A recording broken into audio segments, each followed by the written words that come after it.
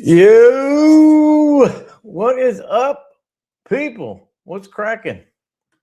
Welcome to another rendition of Lefty Live on a Thursday night. I hope you guys are doing good. Friday Eve. Hopefully you guys are getting ready for the weekend. That is certainly what I'm ready for. You know, I'm ready to babysit my young children all weekend and not get anything done. You know how it goes. Good times. I'm just kidding. I love those kids. I was watching BattleBots with my daughter tonight. She's 5, and I got her into BattleBots, and that is awesome because anything that is not Minecraft YouTube is a win in my book. Hope you guys are doing well. Got a few people here to start off. What's up, Jesse? What's going on? I switched up the font. I'm just kind of messing around with the fonts. This one's got like a rock band thing going on. I don't know if I like that one. Now I got to figure out where the hell I was messing with that. Oh, there. I like this one too. Let me find it. Is this the one? No, that's not the one. That one's a little gay. Let's see. Where is it? They have one called Pangolin. Pangolin. I like this one. Hopefully you guys are seeing these changes too. Oh, that's brutal. That's brutal. Oh, that one's kind of cool. Speaking of Minecraft. I thought this one would be good, but it's just cursive, so not really. All right, I'm going to stick with this one for a minute. Brian White, what's up, dude? Channel member? What's cracking? I can't read that. Yeah, that was what I was worried about. I would end up with ones you guys can't read. Can you read this one? Can you read this one? Let me know. I'm just waiting for some more people to come in. We're going to have a guest tonight, Matt from Drop Beacon. So if you guys haven't heard of Drop Beacon, we're going to talk about it tonight, show you guys how it works. I'm new to it as well, but when I talked to Matt about it, it's just a really cool concept. So I wanted to share it with you guys. If you want to get a jump on that, there's a QR code up in the corner here. Actually, I don't know if it's reversed, so it might be over here for you guys. If you scan that QR code, if you're watching on a TV or whatever, screenshot it on your phone and then tap on it, that'll take you to Drop Beacon, and my link will automatically give you a pro membership. So they have a membership system. We're going to talk about all that, but it's free if you use my link. Otherwise, it's like $100 a year or something. So sign up for that. That's also going to be, I'm just going to give you a little hint. That's also going to be how you get in on the giveaway today. So just use that QR code. I'll drop it in the chat as well. I think I tried pinning it, but YouTube was being a little gay and didn't want to let me. I think it might have been too long or something, my comment. So I'm going to drop it in the chat now. So there's the link to Drop Beacon, edcforme.com. But make sure you use that link because that's how you're going to get the free pro membership. Signed up yesterday or whenever you posted that. Okay. Yeah, I can't really read this shit either. So hold on. I just realized I also need to be able to read it. Oh, this one's pretty cool. It's kind of like a typewriter looking. I'm starting to think I might just go back to the original. You know how you mess around with this shit and then you end up regretting it and you're like, man, I kind of just like the original. I don't know what the original one was though. So that's a downside. Ooh, that one's kind of cool. I'm going to try this one, see if I can read that. Yes, unfortunately. He doesn't like that one either. That's funny. That is funny. Ah. All right. Well, I will bring Matt on here so we can talk to him. And hopefully some more people will come in. I think maybe Bees is live right now as well. We actually use the same StreamYard. I noticed he had a stream going. He's doing some kind of Kaiser stuff. So I'm sure a lot of people are over there trying to get free Kaisers. So hopefully we get some people to come over. But let me bring Matt on. Hey, man. Hey, how are you? Thanks for having me. Yeah, man. Thanks for coming by. I appreciate it. Yeah, happy to do it. Yeah, sorry, I kind of just sprung that on you today, but I thought it would be cool to just let you kind of talk about it instead of me trying to, you know a lot more about it than I do, obviously, at this point. So That's what I'm here for. So, you want me yeah. to just go ahead, share my screen, take everyone through it?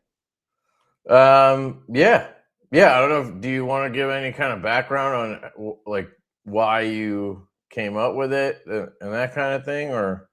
Yeah, for sure. So I came up with Drop Beacon really in an effort to bring everything in EDC together. Um, Many people are going to Facebook, they're going to Discord servers, they're going to all the brand websites, retailer websites, posting pocket dumps on Facebook, going to BST listings, forums. Drop Beacon is really an effort to bring every single thing together. So I could go ahead, share my screen, just maybe take Yeah. you guys through exactly what it is that I'm talking about. And if there are any questions, I'm more than happy to answer them. So looks like the screen's coming through. This is what you see when you're on the landing page. So if you log in through the code that Kevin provided to you, you're going to go through and specify some of your interests. So why is this important? It really tailors the feed that you're going to have in interacting with the website. You could specify the categories that you're interested in, the materials, the mechanisms. And in doing so, you're going to be able to see a curated list of brands, of products, of content creators that are relevant to you. And in scrolling down, you also see that it's just packed with a bunch of discount codes. Discount codes for Fidget retailers, for knife retailers. I'll show you all of the codes that Kevin of Lefty EDC has provided so we could get into that as well. And in selecting staff's picks, you're going to see a bunch of different products that you can link out to. So maybe let me go ahead and just hit the creator page, and you could see a bunch of content created by people in the EDC space. So we've got Jacob of Uncommon EDC. We, of course, have Kevin. We've got some people in the Fidget space as well. And if we were to maybe just click on Lefty EDC, you're going to see a bunch of discount codes here as well. So if I were to just hit see all, I know, Kevin, you discussed Giant Mouse on one of the last live streams. So if I navigate over here, you see it's a fat 15% discount. If I just wanted to scroll down, hit the Ace Tribeca knife, navigate over to Giant Mouse, and just click the link, I could add it to Did that just do the math on the discount? It did the math on the discount. Dude, And your fit is insane. So Matt has, real quick, what's your background? Like IT or what is it? I am in technology. That's right. So I'm a product manager, and I've been doing technology for a little over 10 years. Big on data. So this was kind of the sweet spot. Yeah, like I don't think we've had anybody with that type of expertise come into the EDC world, because like my mind keeps getting blown by this. So like he's basically taken all the websites from all the brands that we follow, and then also like all the other social media platforms, like he was saying, and put them all in one place. And then you can, like, the fact that he just went to the Ace Tribeca and it shows you my discount, and then it shows you how much it would cost if you applied the discount code. Like, that's insane. Does it Yeah, like it lines auto up. apply the discount too? It does. So in just hitting this, it Hmm. actually dropped it into the cart. So I didn't need to hit Lefty EDC at all. Instead, it just it did it There is no systematically. math, Marco. He said I was told there'd be no math. There is no math because it does it for you. Like, that's awesome. Yeah, this helps in doing the math for you. I'm not a math guy either, so trying to make things I easy. mean, that But helps them. That helps sell shit too, because some people don't want to figure, like, or it doesn't work with their brain where they're like, okay, there's a 15% discount code, but they're like, oh, it's $295. That sucks, But like, if they yeah, could just look at it and it was like, okay, it's 250, like, boom. yeah, and if So you've got the same product offered by multiple retailers, it'll actually tell you where to buy it cheapest. So I'm just gonna right, plug in a good example here. And you see it's not actually listed at Spyderco, but it is across a bunch of retailers. So here you could just see where you could get the best pricing. So if I go over right. here, I'll be able to get it for 195 as opposed to going to Adept Knives or going Gears. So it's just an effort to make things really, really easy, show you the range, and basically point you to the right place to shop. Hey, Neil, Um, thanks for the membership, dude. 6 months. That's sick. And so, like, a question I had is, so you have like my discount codes tied in there or whatever, so yeah. they get the discounts. Now, if it's more affordable at a different place, it'll still show them that one first, right? It will, yes. It's not So gonna like prioritize mine just because I have a code or whatever. It's gonna it'll give the customer the best price they can get. yeah, I mean, Right. you're awesome, Kevin, but we want to do right Well, by the that's what I just customer. want to So point that I want to point that out, that it's not just a shill. Like, yeah, you're genuinely trying to get people the best price. exactly. And yeah, so there's no loyalty to any one creator, any one retailer, any one manufacturer. I mean, here it's just looking to give you best pricing across, all the products in EDC. Right. And I mean, I'm even making it easy to compare. So if I wanted to just like compare this product against another one, I could like, let's just find a Benchmade product as an example. You're going to have the ability to just compare it side by side. So, you know, I know you're not a huge Spyderco fan. Maybe instead Benchmade's better. I mean, you could just do comparisons across anything super, super quickly.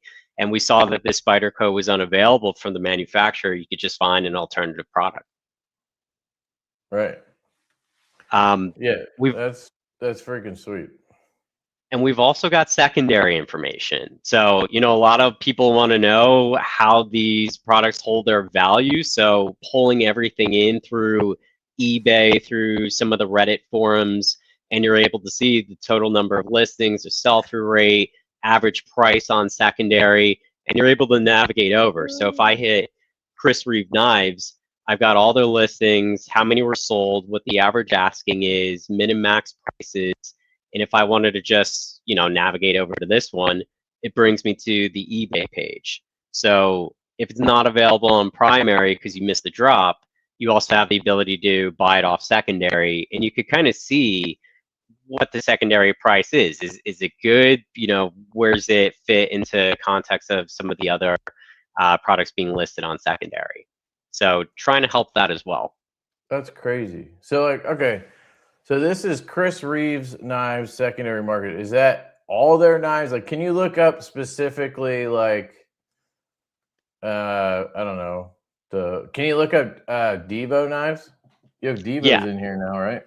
Divo is now in here. So Look up the if you can, try to look up the tall boy. So I'll go to the Divo page. I Just don't curious. think I think they're sold out, right? So if I hit Yeah. sold Oh, out, I I'm meant gonna, like secondary. oh, got it, got it. Yeah, they're Let's see sold if, out. let me see That's if I why. have any secondary, for Divo. Yeah, I hear it. They're saying your audio is popping a little, but it's been good enough that I didn't want to interrupt them or anything. I was just gonna let it go. Let me. Is this better? Yes. Okay. At least. Yeah, you might have to give us a sentence, but.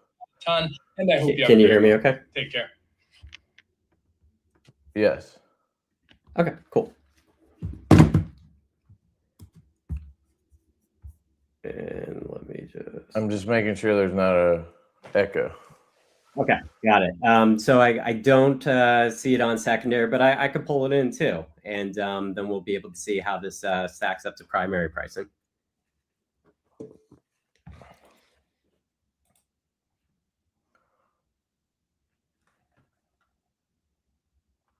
So it depends on if it's like, where are you pulling the secondary stuff from? Facebook groups, or like, how does that work? So most Facebook groups are private. I'm not able to pull it from there, but I do have an API connected to eBay. So I'm able to pull from eBay. Okay. I'm able What to about pull. Blade Binge? Oh, we talked about that, right? Not yet, but Okay. Yeah, love to I'll talk to him. Eric about it and see if we can get you tied into that, because that would be cool. I Yeah. think Blade Binge, I don't know if you guys agree in the chat, if Blade Binge is a good gauge of secondary pricing. Like, you know, is it just going to pull what the list price is, or is it going to pull what it's sold for? eBay gives me both. Yeah, I guess it would depend on what they would be able to let you do or whatever. Right. Now, what about Reddit groups? Like, what's it? Yeah, R knife sale or whatever? Yep. So I'm pulling from there, and actually let me show you. So if I filter by knives, you could also see some of the sentiment, but you'll see where I'm pulling. So EDC Exchange, Knife Swap. I think those are the two primary groups. Knife Club as well. Yeah, I think Blade Binge and Reddit would be better than eBay for actual, like, what, you know, market rate or whatever. Because eBay is usually like guys who buy 6 of something just to sell them and try to get as much as they can, you know? Yeah, I hear you. And the more feedback that I get, the better I can make. So your feedback and everyone on this live stream's feedback is going to be super helpful. Want to make it good. Yeah, like I've given him a few like things of like what he could try to pull or whatever, and he just does his magic shit behind the scenes, and he can make it happen. So if you guys have any ideas or whatever, that stuff is definitely helpful. Do you have like a contact thing on the website that people can submit feedback? I've got to contact us. I've also got a messaging system. So yeah, like I, as an example, could message you if I wanted to. So just testing. That's available on your creator page. So if I just go back over to you, you know, you've got message at Lefty EDC. It stays on the site. It's not going to go anywhere else, but people could likewise message me that way. So there's the contact us. I could give you my email, or you can message me directly through the messaging system. So if I were to navigate to Pocket Dumps as an example, you'll see I've got a creator page. And it's from the creator page, you'd be able to just drop me a line through the messaging system. Okay. And that doesn't like give you a notification though or anything, right? So it does. You could actually download this as a mobile app on both iPhone and Android. So right now you have Drop Beacon as an app? I do. Not in the Apple App Store, but if you were to just go to the website, you can click on the share icon if you're looking at if you're on an iPhone, and then click to add to home screen, and it drops it to your home screen like it would any other app, and that enables you to enable push notifications, which, you know, is a good way to sort of tee up the notifications that you see. all of these come through as actual push notifications, so you could see all the latest drops. Okay, that's cool. Yeah, I was gonna ask you, since it's drop beacon, what is the like drop kind of like? What's the? Can you show us like what's going on with drops, like how that works? Yeah, so the drops come in on an hourly basis. So if I just go back to the homepage, you could get a sense of the numbers here. There are 80,000 plus products in the system across 1,100 brands. I'm not scraping that many websites, but I am scraping websites on an hourly basis. And on an hourly basis, I'm able to tell if the product is no longer there, it's sold out. But if it's new, it counts as a drop. So you'll see that these guys were just input into the system and they translate to the feed that hits your notifications. So if I'm looking over here, this is a feed based on my interests, and these are the drops that come through. So 9 minutes ago, you'll see you had a new batch of drops and a new batch of activity, some of which we see as sold out activity. Okay. So let's say, like, for example, because I was thinking more like when I think of drops, I'm thinking like this knife is going to be dropping on May, whatever. Is there any feature for that, like to kind of like almost like a schedule or something like that? And maybe people could submit like when things are happening and then they could get added, or I don't know how that would work. I would love that. That would be amazing, where you could basically have a drop of as a service and schedule your drop. So if there are makers like and then you have like a EDC calendar gear, or something people can look at. that'd be would awesome. pretty I mean, I would love that. So to the extent there's anyone who knows a brand or owns a brand that would be interested in dropping through the site, I think that's a fantastic idea. Okay. Yeah, I think that would be really cool to he said, what's the Android app called? So you go to the same website. It's edcforme.com, which is drop beacon. And then if you add it to your home screen, the way you would any other PWA or progressive web app, you could get it to your home screen. So it works for both Android and iPhone. So Wyvern Kodiak is actually, they're dropping a knife. They're doing a pre-order on a knife. When is that? Is it next week, or are you still scheduling it maybe? He's asking if he can get it like plugged into this. I know he uses Shopify, so you could add their website to the site, and then if we could come up with some kind of like drop schedule or something for future stuff. Like what you're showing us here is more like this is available now, right? Yeah. So I don't know if you could have like a page for future stuff, and then we could somehow just start plugging in like when drops are. Like I know off the top of my head, I can think of like at least 3 or 4 things that are releasing at certain times in the next 2 weeks. You know what I mean? I'm happy to plug all of them in and do scheduled drops. I've got an email list so I can notify people about them. I could give them real estate on the homepage. We could have a drop section. I mean, I'm showing these 4 cards, comparisons. Maybe instead it's a upcoming drop card right on the homepage.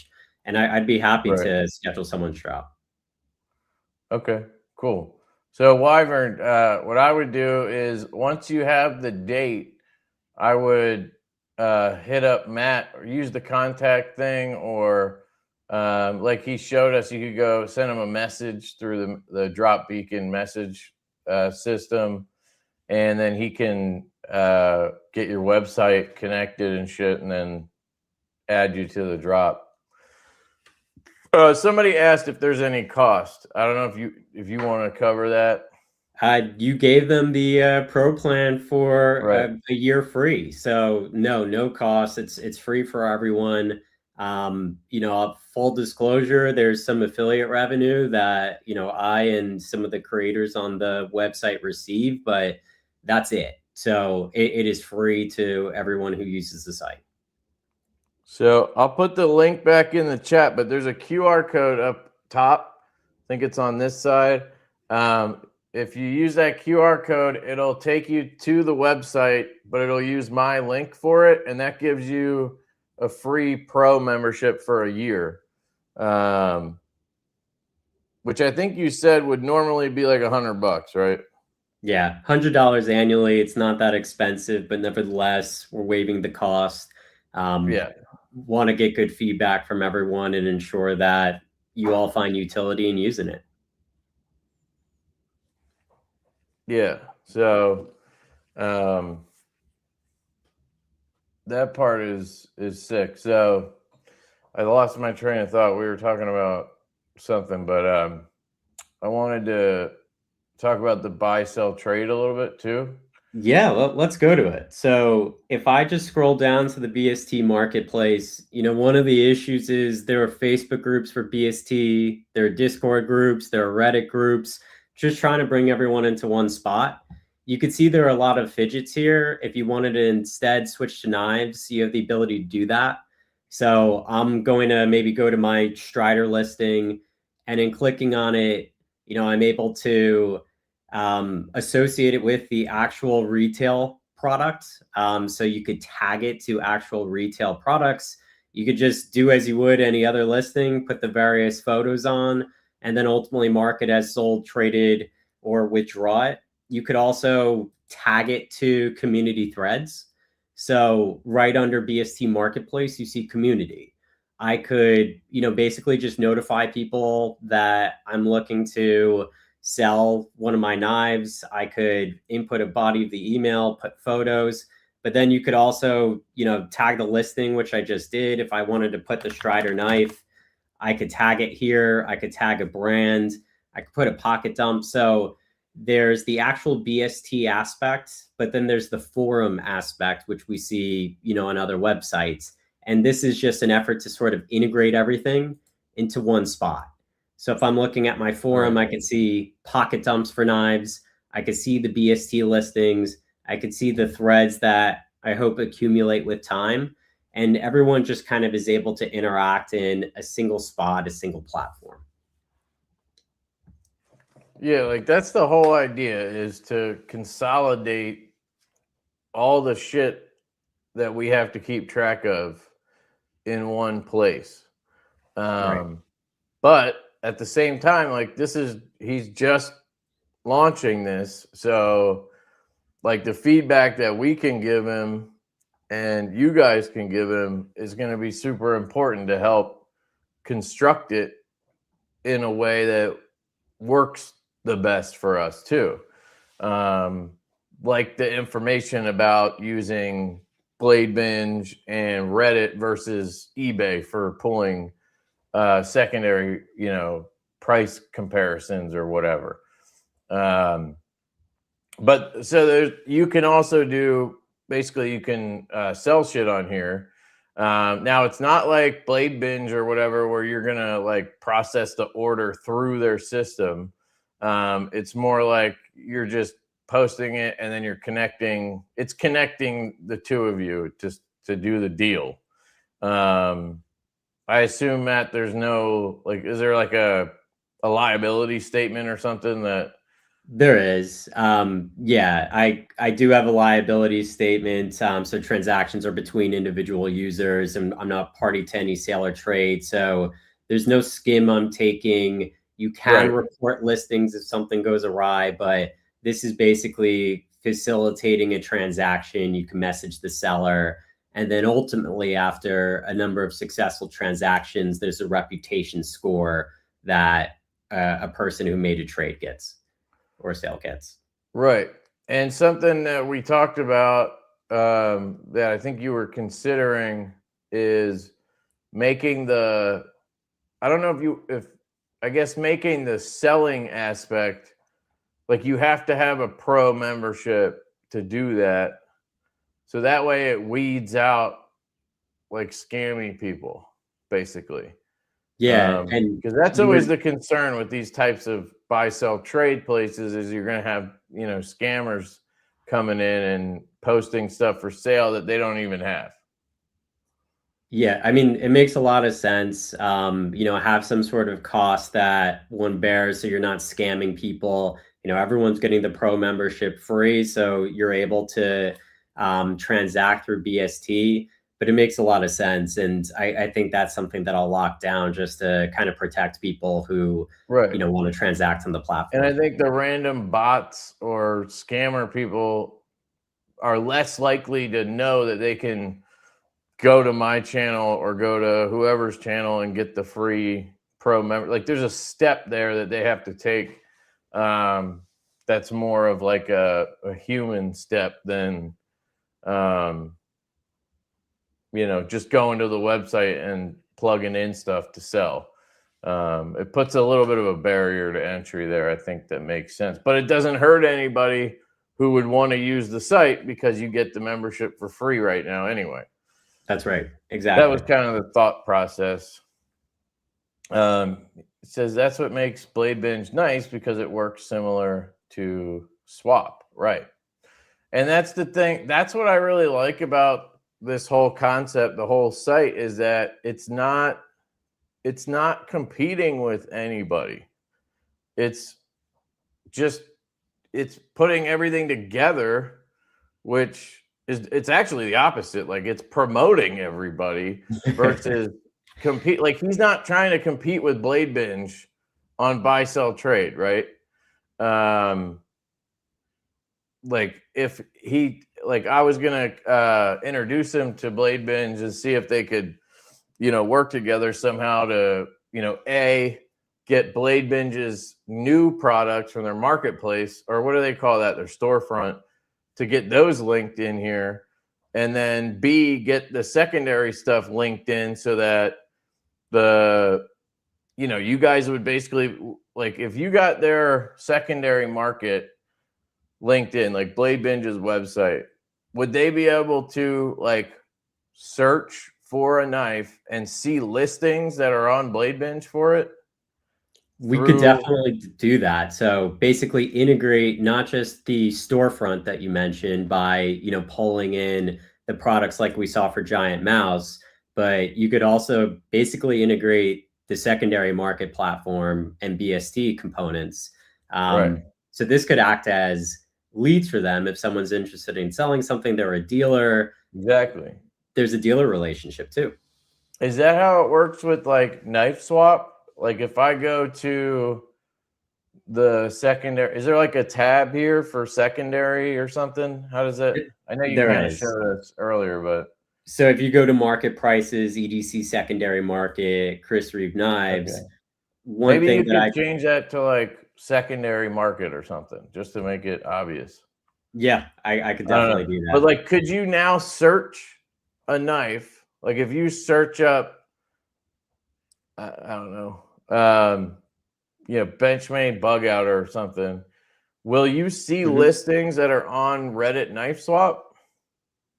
Yes. So if there's secondary market listings for right, any that's why I went product, with something generic. Like yeah, you'll see it all together. So maybe let me actually go to the Strider here. So this is like the primary market listing, but then I also see the BST listing, and then I see the two secondary market listings. So here's the secondary market, the mixed Strider knife secondary market page, and BST. So again, it's bringing everything together in one single product page. now, if I wanted to list something for sale, right? Mm-hmm.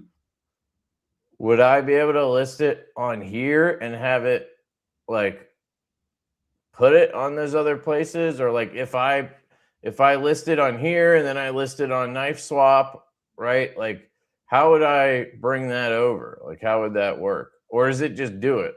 That's what I'm hoping, but you know. So if someone has a drop, let's use that example. Someone wants to drop through here. The person has their own Shopify store. I could just pull that in directly, right? And then should there also be products traded on secondary, I would scrape the Reddit threads, the eBay posts, ultimately Blade Binge or any number of different websites and kind of pull them all into the platform. So to your point, like I'm trying not to compete with anyone. In fact, I'm trying to just kind of help everyone and bring everything together.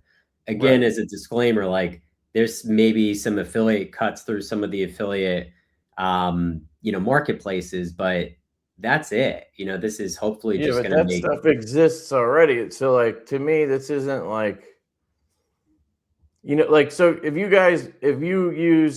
you watch my video on this Strider, which doesn't exist because I don't like Strider, but if you watch my video on Strider and then I put a link in that video to Blade HQ because they have it or whatever,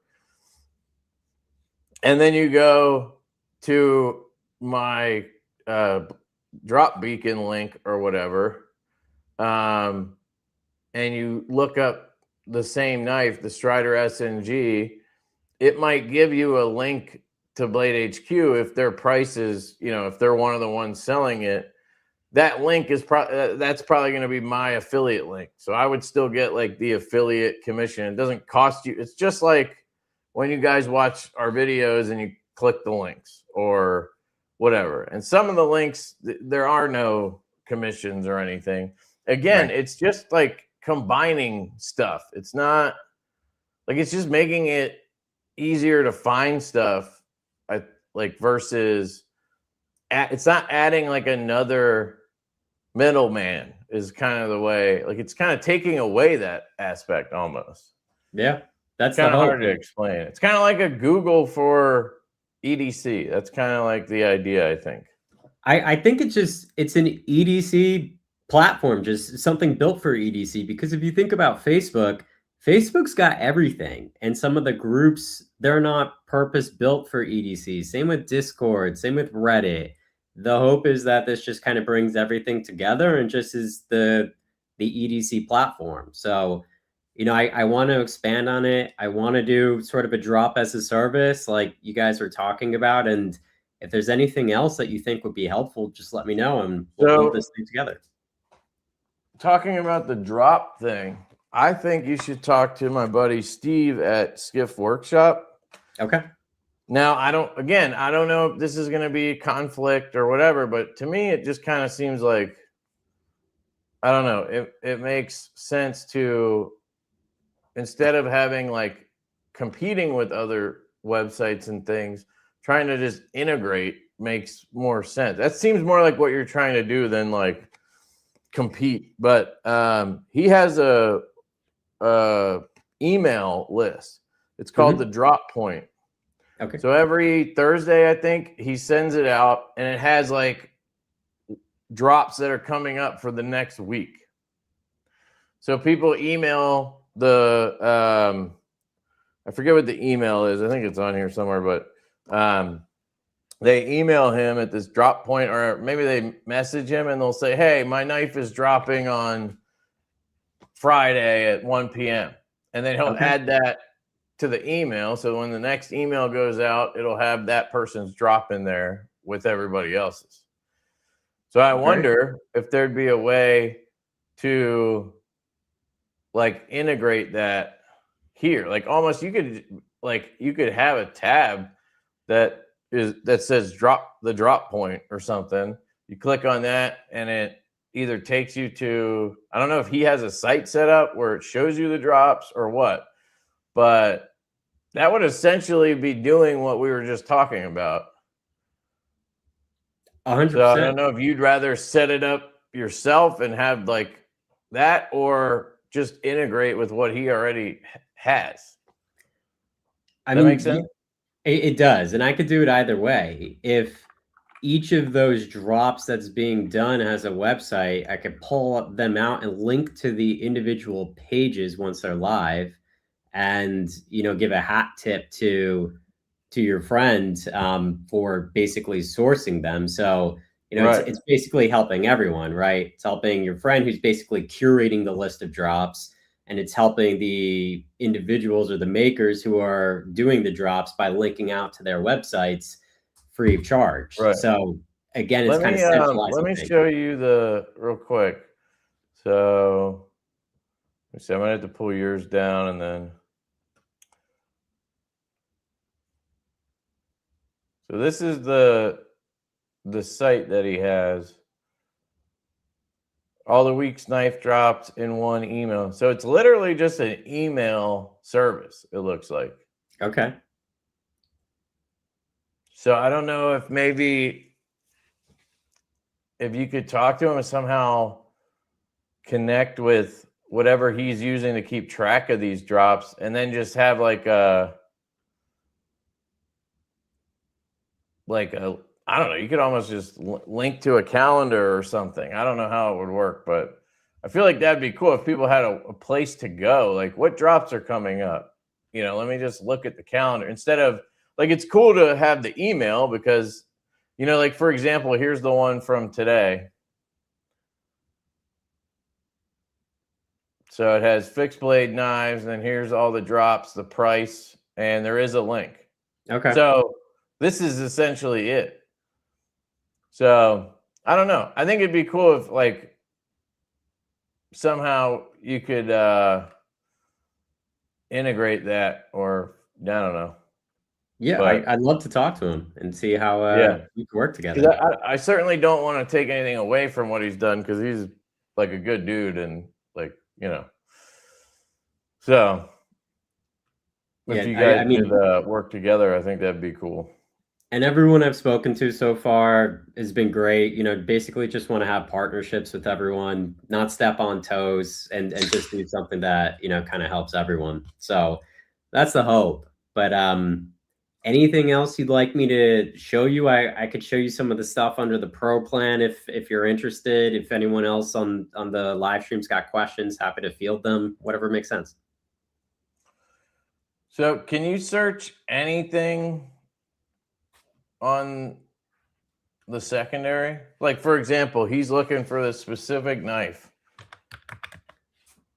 How, like, if there isn't one listed anywhere, then obviously it's not going to come up. Oh, wait, let me put yours back up. Sorry. There we go.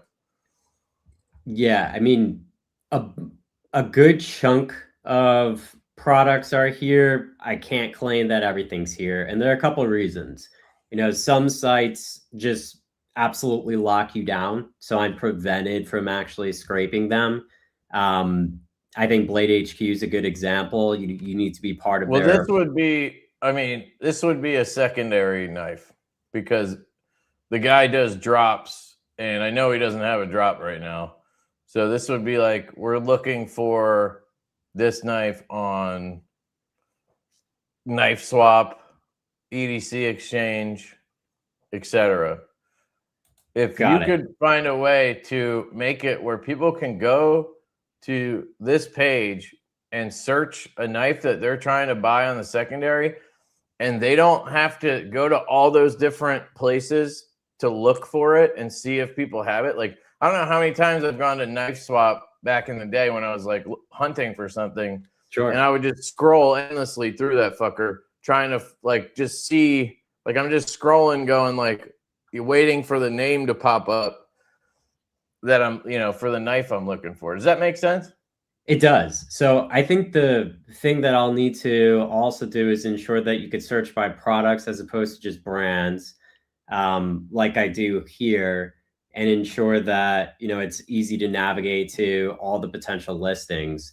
But like just in going over, you will see this cuts across different subreddits, eBay listings, and then to your mention, you know, maybe I could look to partner with other sites that kind of just brings everything together. So you're not like if you can definitely, if you can get hooked up with Blade Binge, if you have the Reddit ones, that's a huge, I think Knife Swap and EDC Exchange, those two would be a big one. Like what, like you guys in the chat, what places do you look for knives for sale? Like Are you going to knife swap? That's what I used to use. You know, I don't really look for knives on secondary anymore, but when I did, I used knife swap. That was probably the main one that I used. Now there's Blade Binge, but I don't know if there's other places. Obviously, eBay is like, I mean, that would be like absolute last resort for me if I was looking for something. But yeah, if you can make it where they can search the knife, like it has to be the knife, not a brand. Just because, like Chris Reeves, there's so many Chris Reeves. There's probably a gazillion listings for that, you know? Yeah, and I've also got pre-owned, so I'll link to like Recon One's pre-owned Okay. for secondary. So I've got resellers, eBay, and some of the subreddits. But yeah, if I could get hooked up with others, I'm more than happy to integrate them into this platform. But I will definitely take it away to search for products and maybe more cleanly surface up the information to people looking for it. Yeah, I think that would be a really useful tool. Because like for me, there's nothing worse than trying to like find something, like specifically like right now I'm buying a lot more like gun stuff than I'm buying knife stuff, right? But when I'm trying to find a part, it can be an absolute nightmare. Like I'll search for whatever it is, right? Like for example, I was looking for a bolt handle for a Ruger American that I'm building a left-handed Ruger American bolt action rifle, and I'm trying to get a aftermarket bolt handle, right? So I search for it, and of course I have to do it on Google, and now I'm just going endlessly through listings on Google, and it's also including a bunch of nonsense that, you know, just like mentions of it in an article, or, you know, some random guy talking about it on some forum or something, you know what I mean? Yeah.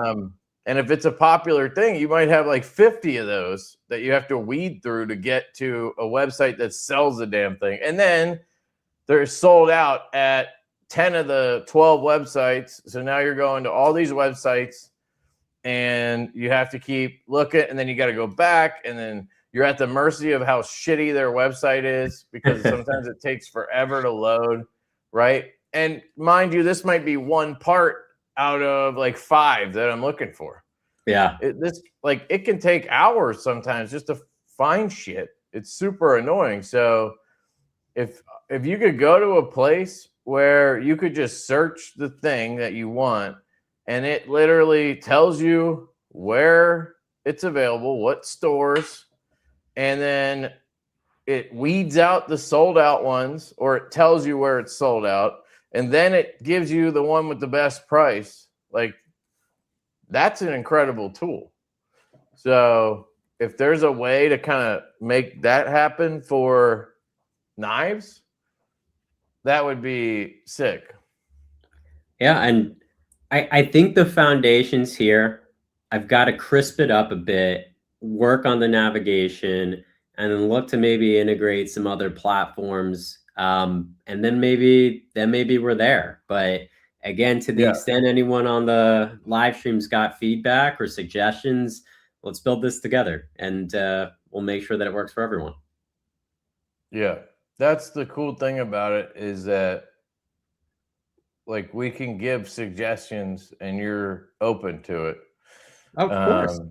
And with his background in IT, it seems like, at least, that he can almost make anything happen that you like. If you can connect it somehow through the internet or whatever, then he can write a code or however that shit works to make it show up on the website the way you want it, which is awesome. Yeah, and to be clear, BST was not my idea. This was Jacob's idea of Uncommon EDC. So, you know, he asked for it, and I was able to roll it out. And you see Kyle of Fidget Focus really, you know, took off with it. The community aspect was based on a number of conversations we had and our distaste for Facebook. Pocket dumps, you know, I was seeing people were posting them everywhere and wanted a single place. So just trying to basically build something that is a compilation of feedback and requests. And if someone finds it helpful, the thought is that others in the community would find it helpful too. Can't read the small print. Man, are you talking about the font that I chose? Or are you talking about the like what he's sharing? You can't read the small print. Hold on, let me change that.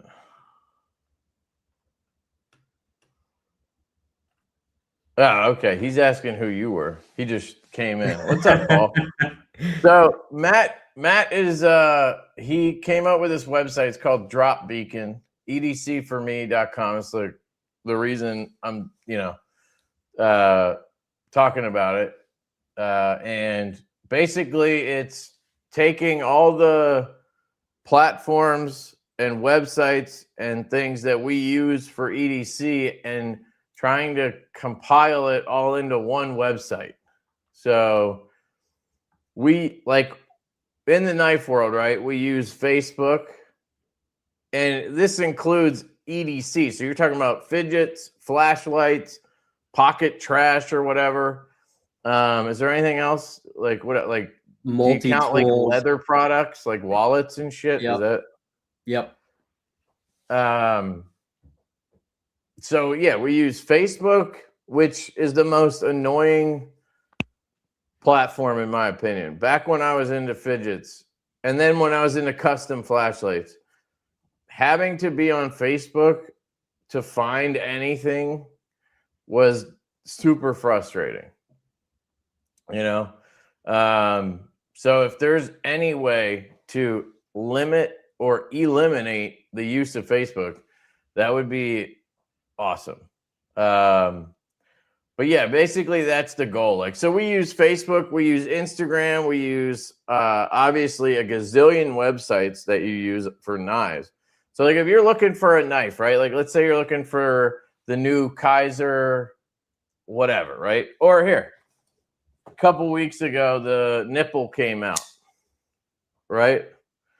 And they're available at, or were available, I'm not sure if they're available anymore, at a bunch of different dealers. So you could go here and you could search for that knife, and then it would show you where it's actually in stock.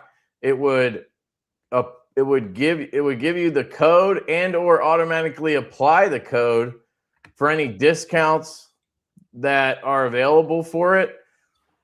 And then it would link you right to the website so you can go buy it. You're not buying it through here or anything, but it facilitates all that instead of Googling it and then having to like basically weed out all the bullshit. So do you have Vosteed on here? Like, could you look up the nipple? I really want to make you type nipple, but it's nip-L. Vosteed nip-L. Okay. It's not going to be a Divo, though. It's our design, but it's a Vosteed. Okay. There we go. So it's available at Vosteed. Is it in stock? Oh, they have a pre-order up. So if it was at other websites, would they be linked? Or is it depends on if you're connected with them, right? So yeah. So like Blade HQ is one that that I'm going to talk to them and see if he can work with them and get their website linked in here, because that would give you access to a shit ton of products. But like, what about White Mountain Knives? Can you scrape from them? I don't really know what scraping is, but it kind of makes, just kind of seems self-explanatory. Yeah, I don't have them right now. That's not to say I I can't add them. I'll just have to check. So Okay. yeah. So that's a dealer. Okay. It's a big dealer that a lot of people use. So that would be one that you would want to integrate. And I know Justin, I mean, you would only be promoting their site. So there's no reason that dealers wouldn't want to be connected, right? I would think so. I mean, I provide them with a link for Right. everything. It gets brought right back to Yeah. their website where they're performing the transaction. It's basically just free marketing. Yeah. So what I might do is talk to all my dealers, because we work with a bunch of dealers for Divo stuff. So I might talk to all of them and see if they want to integrate with the website. So that way, you know, like, you know, White Mountain knives, traditional pocket knives, Blade Binge, Blade HQ would be one. Who else? Like there's a DLT is another big one. Like there's a lot of big knife dealers. So, or first thing we could do is send you a list and see which ones you can just, you know, get connect, because you can connect. I know some I of can't them. get DLT, and You I did? can't get HQ, but I could definitely look into others on the list, and we'll make it happen.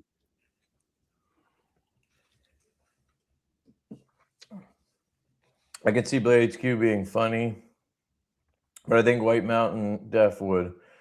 I don't think Blade HQ would be like, I just don't see a downside, unless downside would be if Matt was like asking them for money, right?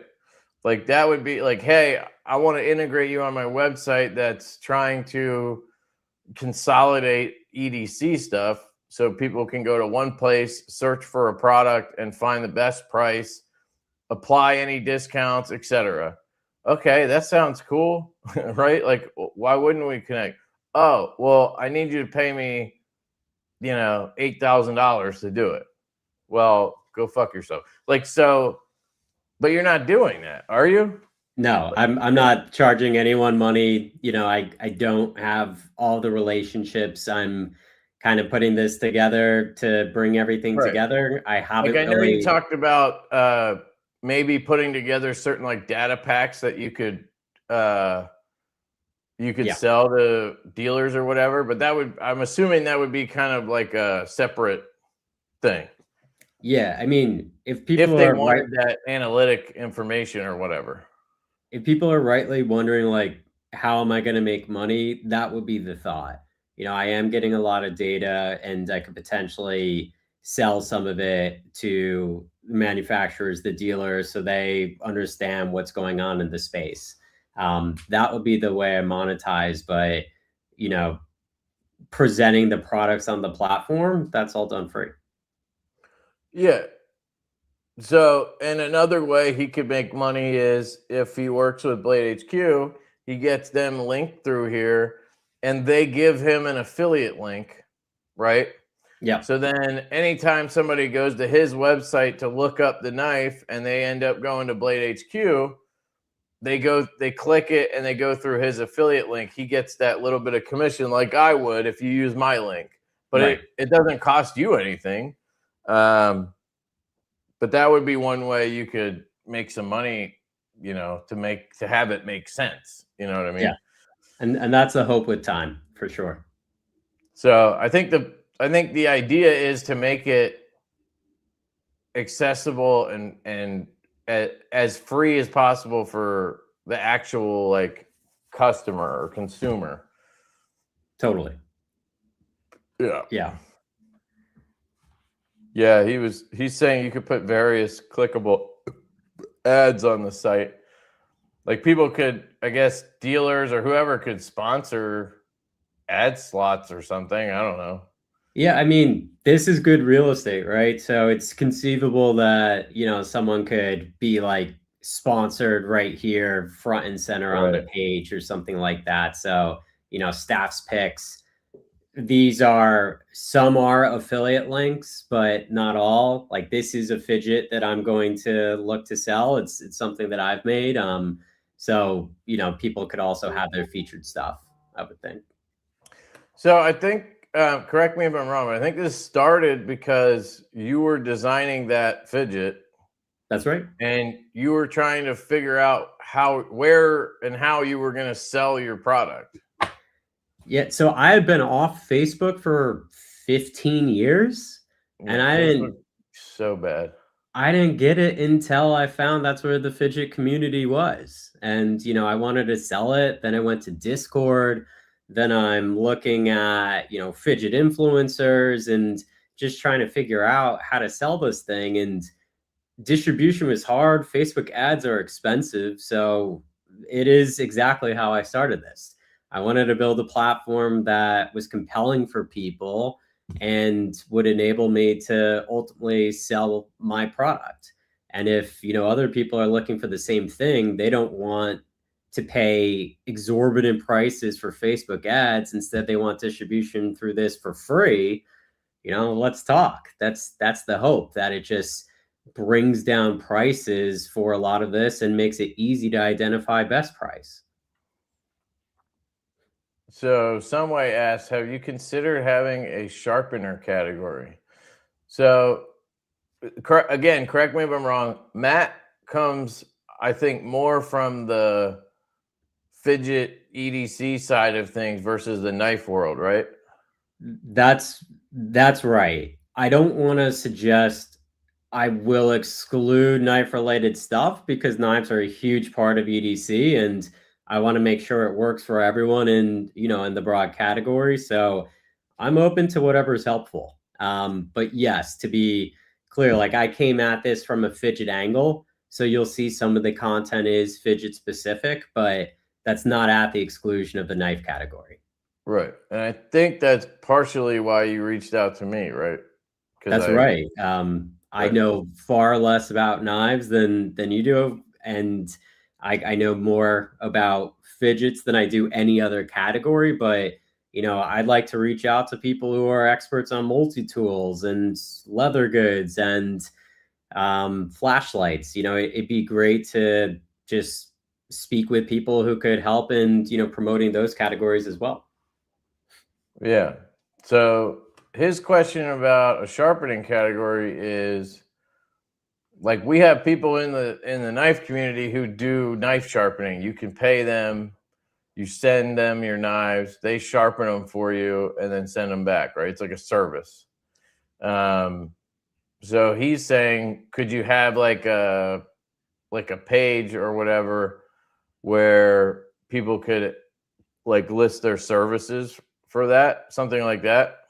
I think that's an awesome idea, because if this is my effort to create a platform that integrates everything, services alongside some of the categories makes perfect sense. I didn't think about that at all, but I love it as an idea, because it promotes people who offer those services the same way that I could have a dealer page like we were just discussing. There could also be a service page. So yeah, I mean, please reach out to me. I think it's a fantastic idea. I'd like to learn more about how to offer the best experience to people who are looking for that service. I think that would be cool, because I actually get questions a lot. So I get questions about knife sharpening. So like, do you know anybody who could sharpen my knives? Where can I get these sharpened or whatever? Like, I have a certain person I usually recommend, or a few people that I'll recommend. Then there's always people who are asking about knife modding. So there's companies and or just people who will anodize scales for people or do regrinds on blades, etc. Right? So if you had like a knife services or just services tab, and then had different options or whatever, and I don't know if maybe like if they could somehow, even if they had to pay to be on it, like some kind of small fee to be on there, or like if it needs to be that way for it to make sense for you to do it. like a small fee to add yourself on there, or like it could be like a monthly fee. Like they pay $10 a month to keep themselves on the site, and assuming that people go there and they're getting business because of it, then they'll stay, right? I love it. Or you could have something like they can list their prices, and maybe you get like a small percentage of something. I don't know. Or you can make it free. I mean, that's totally up to you. But I think that's a great idea. I do too. I love it. I didn't think about services at all. I think it is a perfect fit. If this is going to be the place where you go for everything related to EDC, services should be a part of it. Makes sense. And you could use that reputation thing. You could tie it into that too. So people could see like this person has a good reputation for knife sharpening or whatever. Now we're talking. Let's go. Yeah, this is great. Yeah. And that way people can feel confident when they reach out to somebody, because that can be a little bit, you know. And then another thing that's, you know, a lot of people are like shy, right? Like they don't want to contact people or whatever. So if there's an easy way, like you could have it set up where if they're on this page, they can just click a button and it creates a message template or something that goes to, you know, and then they can be like, hey, I'm looking to get this knife and this knife sharpened, whatever. And then it sends a contact form to them. It's interesting because right now you could do a listing if you're interested. I wonder if it's almost like a service request, and there's a preferred list of service providers, and this platform kind of brings them both together. Brings, you know, it makes a lot of sense. I see how it could work. It's the new Craigslist. It's Craigslist for EDC. Hey, that wouldn't be that bad. That company's worth a good amount of money. Yeah, I think Craig's giving it all away. You know, that sounds good. Yeah, EDC Craigslist. Yeah, I don't know if I would do it by area, because I know that gets tricky, because then you have like but you could probably. I mean, again, he's an IT guy, so he could probably easily make it searchable, where you could just search your state or whatever and find people there, right? Yeah, because if you're a service provider, you talk about like the regions that you provide the service in, and you know, if I'm giving them like a page, you could identify that, and then I could create filters. So, but for the most part, the reason I say it's like, for the most part, you're just going to ship them your stuff. That's usually how it works. You just send them the knife, and they do whatever, and then they send it back. You know. Yeah, I don't know. The whole area thing seems a little yellow pages to me, but it's probably easy. Yeah. I'll start with adding the service component, and then we'll figure it out. Yeah, exactly. See, that's the cool thing. Like, you get him an idea. If it makes sense, he can add it, and then it can be tweaked. Like, he's flexible. That's what I like about this is we can influence how it gets put together to make it the best thing that we want, if that makes sense. It does, because I didn't know what everyone wanted from the outset. You know, that's exactly why I reached out to you. And, you know, I'm glad that we're getting a lot of ideas just during this live stream, because I think we got a lot to work with here, and I'm sure we'll have more to work with in the future. Yeah. So he's saying it'd be great if services were guaranteed so people feel safe. So yeah, I don't know if he'd be able to like do any kind of guarantee, because there's a whole liability thing. Yeah. This would be more like, you know, you guys are on your own, sort of like a buy sell trade situation. But again, he's planning to implement a reputation feature on the buy sell trade side.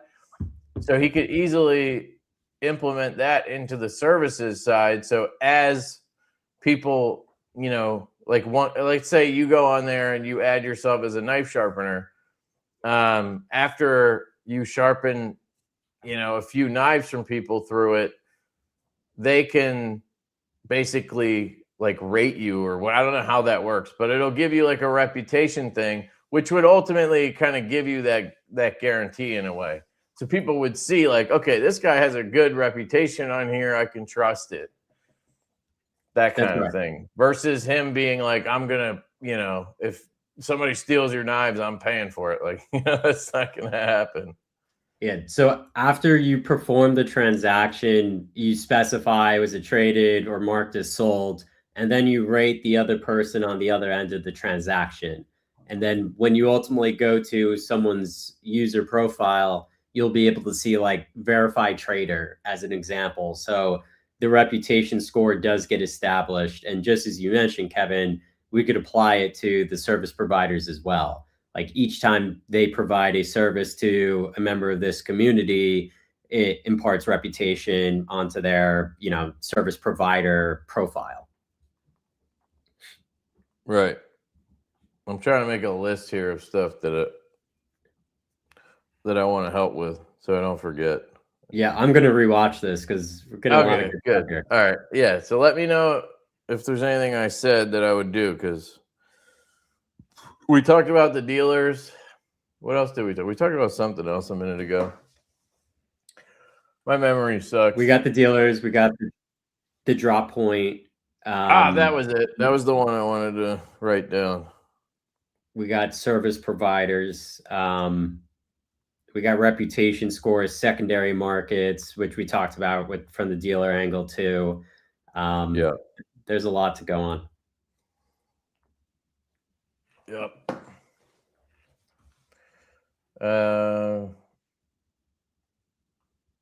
He's having a good night. Gonna step away and make and eat a bacon wrapped Kobe beef dog and a smoothie for a late dinner. Hell yeah, dude. Wow.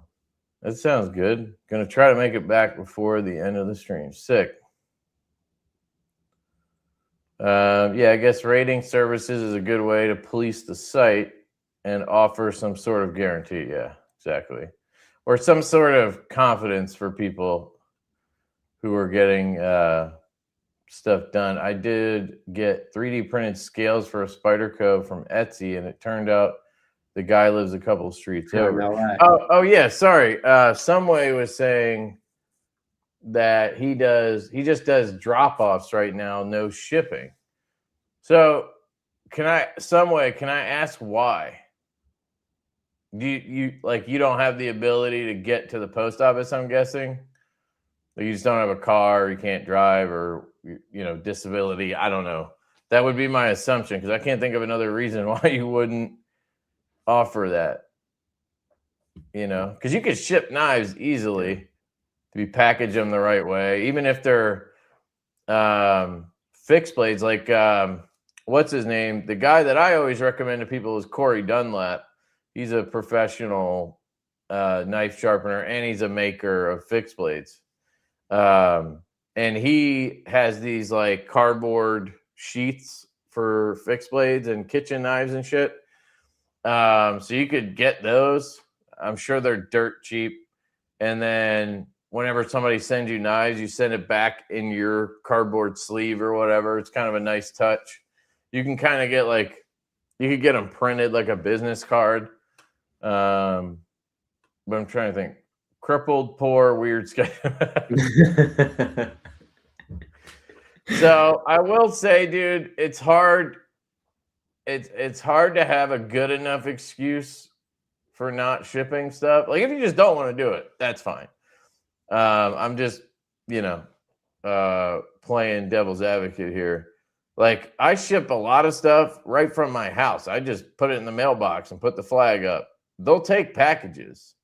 Some people don't know that, but like the post office will take packages from your mailbox. Depending, like maybe if you have a mail person that walks, and can't, they're not going to carry a big ass box, maybe. But like I hand my mail lady shit all the time. There's drop off points all over the place. You could come up with like I only ship weekly or something, and we go once a week or something. But anyway, even let's say you do drop off only on your on your like listing on the site, you could just put drop off only and just make sure you put in bold, like in, Eastern California or whatever. So people can see right away that you're not going to do shipping. Right. So, yeah. We don't do that in this neighborhood. It's just feeding the crackheads. I see. But you could give it to your mail person, right? I mean, it sounds like you're probably going to be home a lot, so you just hand it over to them. But yeah, you can figure it out. You can schedule pickups on the website. My mailman has picked up 20 plus boxes at once from me. Yeah, but can you do it for like one package? We're talking about a small situation here. He might sharpen, I don't know, one guy's knives or whatever. So, but either way, yes, there's a way that you can list that correctly. All right. Was there anything else you wanted to show us or? No, I think we covered a lot of ground. So thank you so much for having me on. I look forward to hearing from others who are interested. And yeah, like I said, we'll build this thing together. So really appreciate it. Yeah. What? Real quick, I have two questions. So, do you have a Instagram page for Drop Beacon? I am terrible at Instagram, and that's kind of the reason why I'm fine. I was just gonna let people know so they could message you. I use Instagram. That's the one I use mostly. What about an email? Do you have an email for Drop Beacon? I do. It's direct, DIRECT at edcforme.com. Direct, just like that? Yep, at edcforme.com. Okay. That's right. So if you guys have any ideas, feedback, anything you want to see, et cetera, shoot Matt an email with that. And I'm sure he'd be glad to check it out and get back to you or whatever. But I just want to give people a way to do that. And then you can also, if you've signed up for Drop Beacon, you can message him on the website. Do you want to just show them one more time how they would message you? Of course. There? Yeah, there's messages. So like I went over to Lefty EDC, I'm able to send him a test, and likewise, you could find me on the platform and just message me directly through the messaging system. So, happy to talk that way. I've also got a contact form right here. Okay, feel free to just shoot out, send general feedback. I'll take a look and I'll iterate on the platform. Cool. All right. Well, I appreciate you coming on, walking us through it. And I'll keep getting people's thoughts and stuff as we go here tonight. I gotta pick something. I was gonna give away something to people who've signed up. So I'll confirm with you.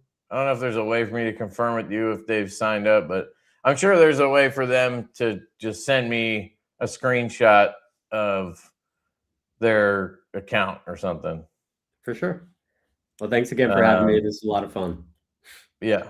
No, I appreciate it. So you have a good rest of your night, and I'll talk to you. Sounds good. All right. See you, Matt. All right. So that was Matt from Drop Beacon. And I thought it would be good to have him walk us through it because I hadn't really spent a ton of time on the site yet. So I kind of wanted to get a rundown. I figured we'd just do it live and have you guys here to ask any questions you have at the same time. But yeah, so I'm going to do a giveaway for this live stream. We'll pull a winner. I think what I'm going to do is the usual StreamYard hashtag thing. And then there's just going to be the stipulation that you have to be signed up as a pro member or whatever on the the website. So all you got to do, it's free. All you got to do is follow the link. Is it on this side or this side? On my screen, it's right here, but I think on your screen, it's right here. Somebody tell me, am I pointing at the Lefty logo or am I pointing at the QR code right now? I'm just going to sit like this until somebody answers.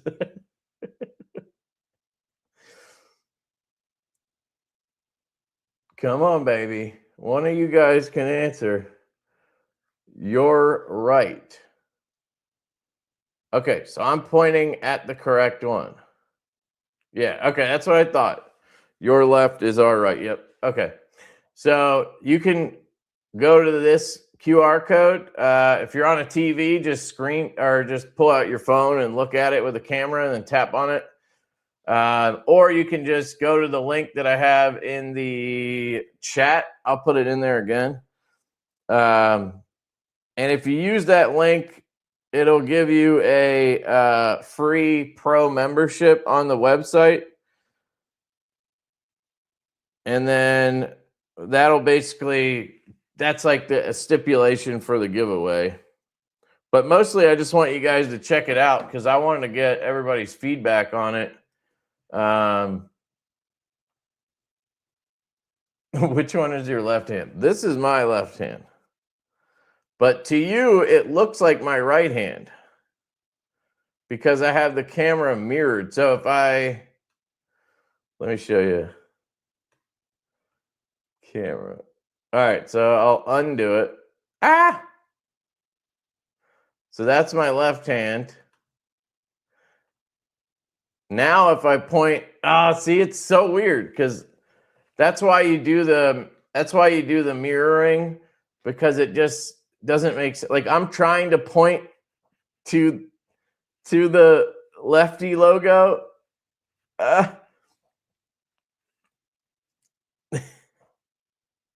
There we go.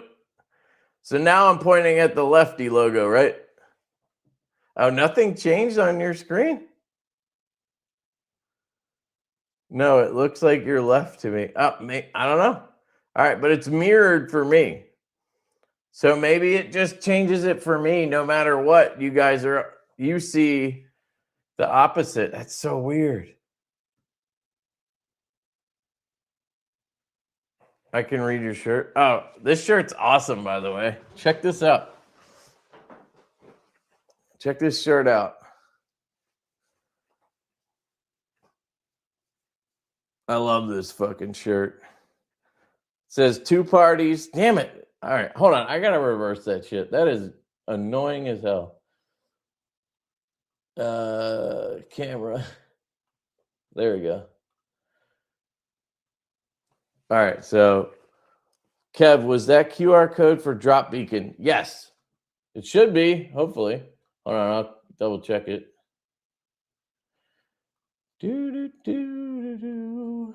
Where's the damn QR codes thing?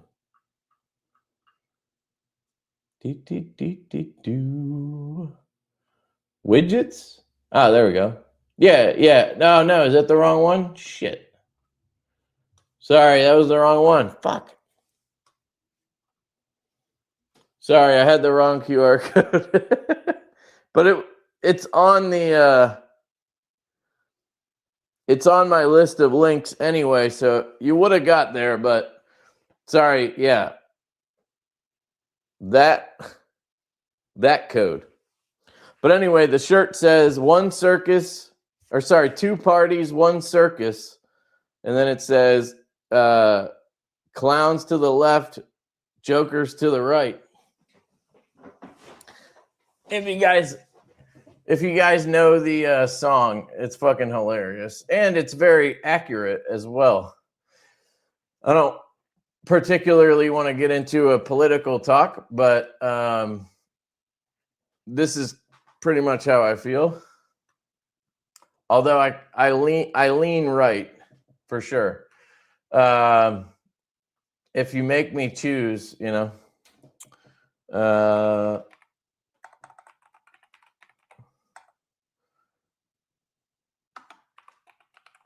me see if I can find you the link for it. Here it is. So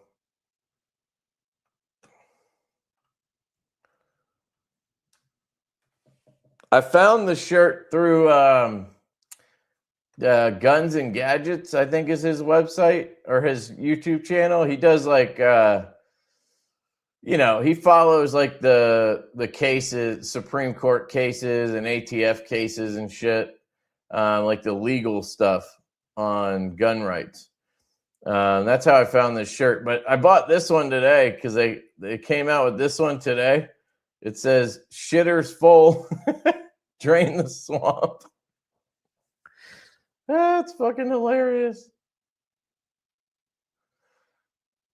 I love that damn shirt. That one's cool. So I got that one today, but where's the one? God damn it. There it is. Here's that shirt. Just in case anybody wants to buy the shirt. There you go. I guess I will put it in the chat. It's not like an affiliate link or anything. It's just a link. Kev's opening a rabbit hole. Yeah, I know how it goes, man. That's all right. So that's that shirt. And then there's the shitter one. And then I bought one other one. I bought this one, but the color I got, you can't really see it too well. It's got Pooh Bear and Eeyore and Tigger and Rabbit, and they all have machine guns, and it says 100 Acre Hood. If you get this one, don't get the dark gray though. That's what I got. I got the short sleeve in a dark gray, and you can't really see the image too well. I got this one, heavy metal gray, and it's a little too dark. Like, it doesn't look like this in person. It's harder to read. So that kind of sucks. The green one's a little bit lighter. Anyway, that's the t-shirt website. I just thought I would share that with you.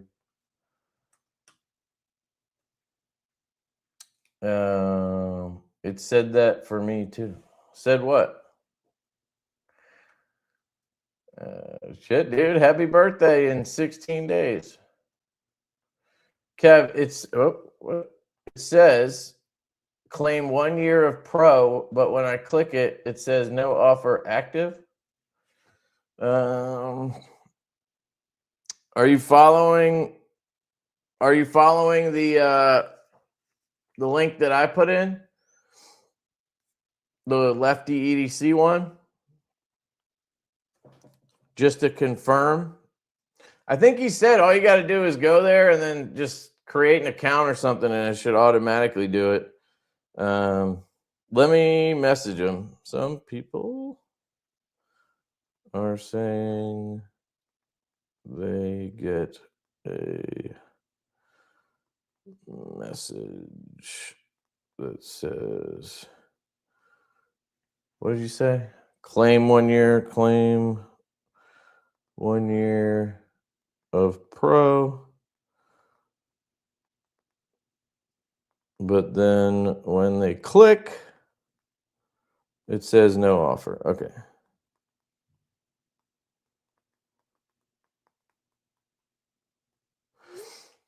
Maybe you already have. Do you already have one?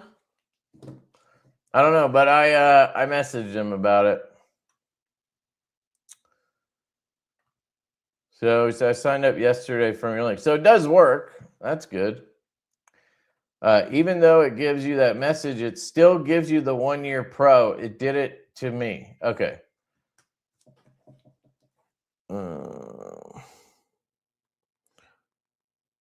Someone else says they got that message, but still got the pro membership. So maybe it's just a bad pop-up? Not sure.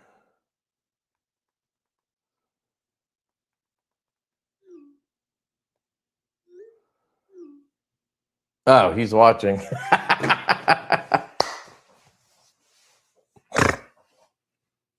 I just assumed he was gone at this point.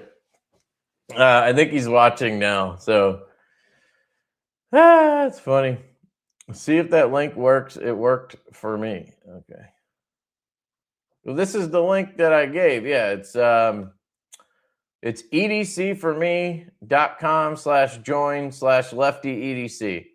And it's a just click on it, dummy. Man, I am really stupid today, aren't I? Let me try to find a better oh, that's kind of cool. I like this one. Biorhyme. Reminds me of Biodome. Classic freaking movie. You guys remember Biodome? Epic. Oh, look at this. They have sounds now. Watch this. Kev, you're gay.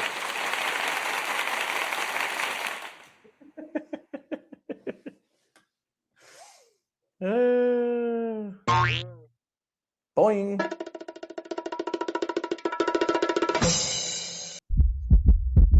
That's kind of cool. I'm assuming you guys can hear this. I've been waiting for them to do that. Only upload sounds you have made or you are authorized to use. Don't want to add your own? Try one of these from the archive. Okay. Ooh, explosion, gunshot? Who doesn't want gunshot, dude? Why don't they just add all these to begin with? That's stupid. I gotta sit here and add them all.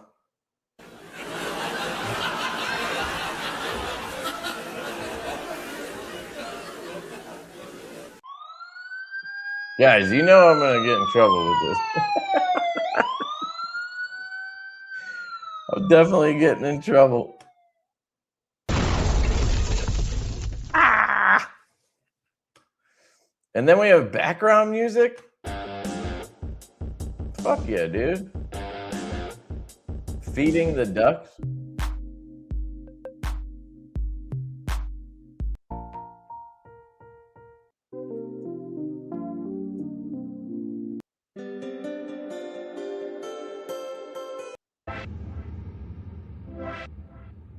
What do you guys want?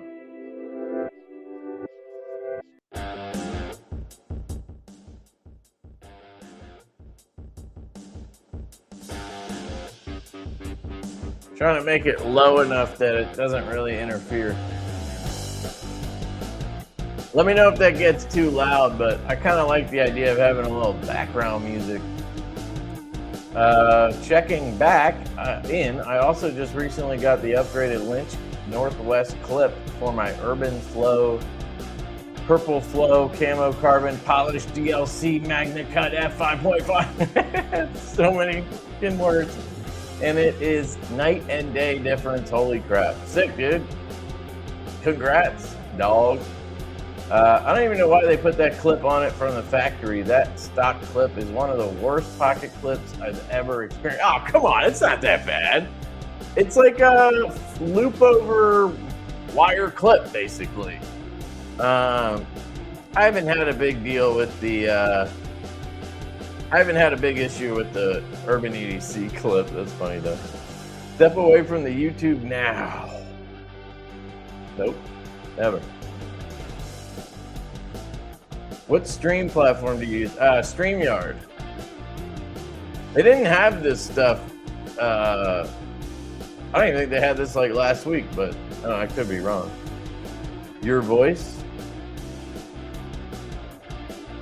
Is this Knives Fast? Why, does he do sounds or something? With headphones on, it's 50-50 music over voice. That's kind of loud, right? So what do you think? I should go like 25 maybe? Like, I can't really hear it, but whatever. It digs into my palm like crazy. I literally wanted to grind it down. Yeah, so I'm left-handed, and they only make that knife in right-handed, so I've never had an issue. You know what I mean? So I guess I'm not a good judge then. He said he'd figure it out. So what I would suggest is use the link, create an account. If for whatever reason you get stopped and you can't do the pro account thing, just send him an email and let him know so he can fix it. And then just, if you win the giveaway, just let me know that. Basically, you just need to sign up to enter the giveaway, basically. Should I say basically again? Probably. I probably should. Have you actually used one of the Lynch clips on an F5? Yes. Back in the day when they first came out. They are good. He said they just need to refresh. It's in the process of being fixed.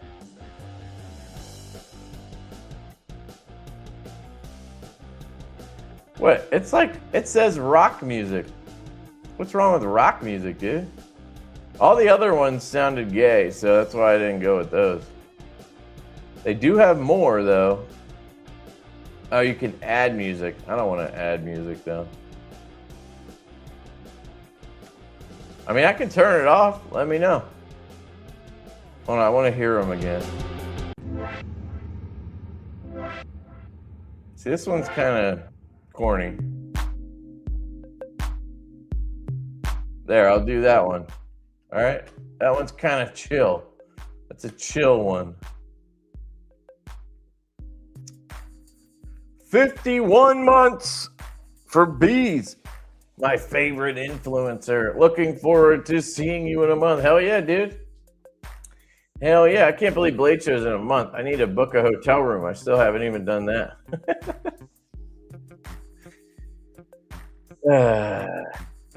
Well. Nice, dude. It's always good to let people know when you like something. Okay, you like this better? Cool. Do the gayest one. Well, that'll probably happen by default.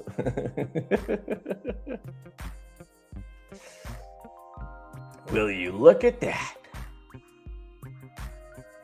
Reminds me of being stuck on hold or like in an elevator.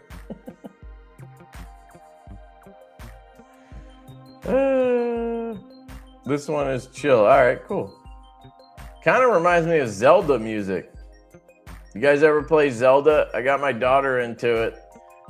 So we started playing Tears of the Kingdom or whatever. Pretty stoked about that, even though, barely get to actually play the game. But again, anything's better than Minecraft. If all the hotel rooms are sold out, you can always stay at the local campground.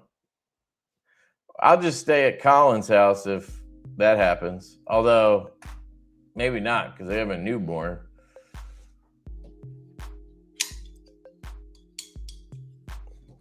The OG Zelda was amazing. You talking like back in the day? Or are you talking about, what was the last one called? Something Wild? That was the shit, dude. I crushed some Breath of the Wild. I was never into Zelda before that. I borrowed my brother's Nintendo Switch when I got furloughed for COVID. And I played Mario something first. I think it was Mario Odyssey. That was great. And then he also had this Zelda game, and I was like, all right, I'll try it. But I always thought Zelda was kind of gay. Just a little fucking short green dude with a hat. Like, he just looked gay. So I tried it, and I played Breath of the Wild, and oh my God, dude, that's a top 3 game for me of all time. Like Zelda, Breath of the Wild, The Witcher 3, The Wild Hunt, Red Dead Redemption 2. Those are probably my top 3. Fallout 4 would be close. And GTA 5 would be close too. There's probably something else I'm missing, but yeah. I played like hundreds of hours of open world games when I was before I like started dating my wife. Something, yeah, like 2012, 2014, something like that.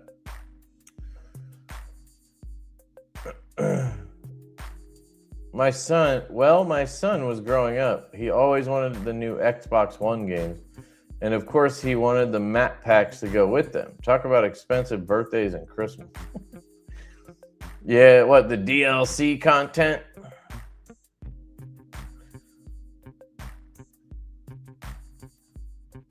Damn, dude. No, I never, I did play Atari, but it was already old when I played it. But like when I was a kid, we had Nintendo. Like the original Nintendo with the Duck Hunt and shit was the bomb, dude. Castle Wolfenstein. Last time I played Zelda was on a NES in probably the late 80s or whenever it first came out. Nice, dude. Nice. What's up, Paul? The Switch has been an amazing console for games. Yeah, I kind of wanted to get the Switch too, just to have the newest thing, but my wife always talks me out of it. But that's good, because she's the only reason we still have money. I like spending it. Back in the day, I have some of my only memories of my dad playing Zelda. Oh, okay, Gabe. Cool, man. Well, maybe my daughter will have some Zelda memories. And BattleBots memories. That was so much fun tonight, watching BattleBots with her. Your description of Zelda Link is hilarious.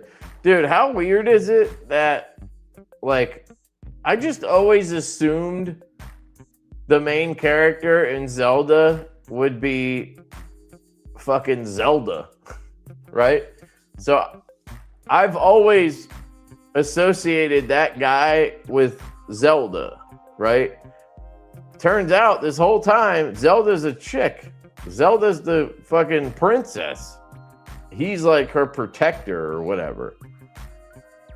So when I played Breath of the Wild, I was so confused at first. I'm like, wait, I thought this fucking guy was Zelda. This little twerp. Doesn't Link, he looks like he came right out of a fucking Final Fantasy VII game. My brother loved Final Fantasy. I thought it was terrible. I bet you if I played it again, I'd probably really like Final Fantasy. But I just never was a big RPG fan. I forgot about RPG games. My brother loved that shit. Paperboy rocks. Oh, dude, Snickers ice cream is the shit, by the way. I can't tag tonight. Dude, Bees, I was so worried that I wouldn't be able to do the live stream because I saw that you set up a live, and I was like, this motherfucker did not set up a live stream the same night that I do mine. Because I thought StreamYard, I thought we could only do one at a time. I was ready to kick your ass out of there. I was like, fuck this guy. I was going to just stop your stream. Just fucking goes dark. People are like, where's Bees? Lefty cut him off. It'd be great. But I Googled it, and it says you can do multiple. As long as you have different teams or whatever, which we do. Although every time I go to change the colors on here, it shows the colors as red. I think you changed my colors because you were under my account or something.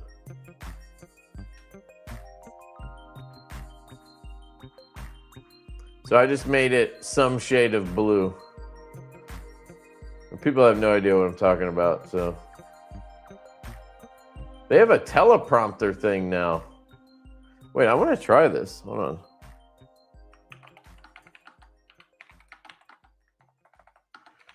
Kev is gay, and so is bees.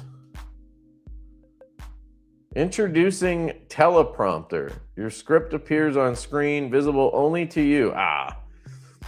And scrolls automatically. That's crazy. Yeah, right there, dude. That's crazy. Kev is gay, and so is bees. Well, that's it. I didn't write a longer script. But that's pretty cool. So you could put your whole speech or whatever in there and then just read it while you're staring at the camera. That's the whole idea anyway. Man, they made some updates to this shit.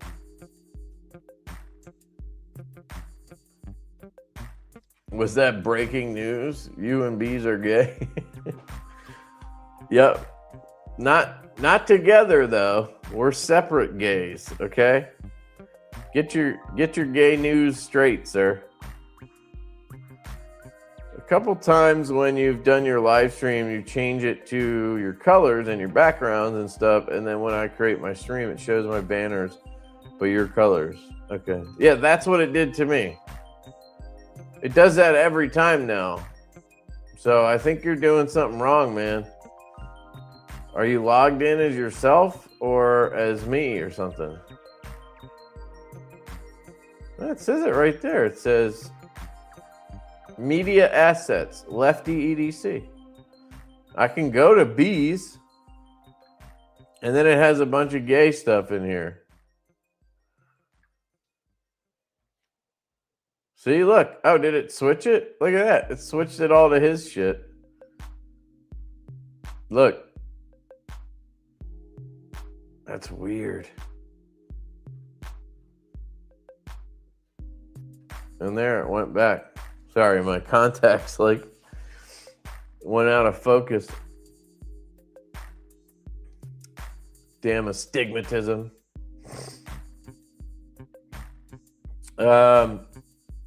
Is your blue color? Oh, you remember it? You saved the color? That's great. Hold on, let me see if I can plug that in. Oh, wait. What? No way. That's like magic, dude. I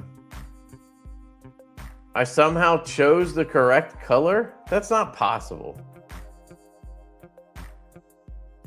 I wonder if switching back and forth, it just like automatically does it. Like, watch. If I switch to bees, now it says, it gives me the red color, and then I switch back to Lefty. So what you might need to do, bees, when that happens, is just switch the, here, I'll show you, because you guys have no idea what we're talking about. I'm sorry about that, by the way, but hold on. Where's the StreamYard? Oh, it doesn't let you share the, all right, here we go. All right, sorry guys. I know it's a little bit of it's a little weird, but right here it gives you the colorway that you're using for your background stuff. And bees, if you get the wrong color here, all you got to do is switch. So like switch to me. I'm doing the opposite, obviously. And then switch back. And then it should default in your color. I think that would work. Let me remove that before somebody has a aneurysm. Yeah, it's Inception. How about that, man? That's a great movie. Great movie.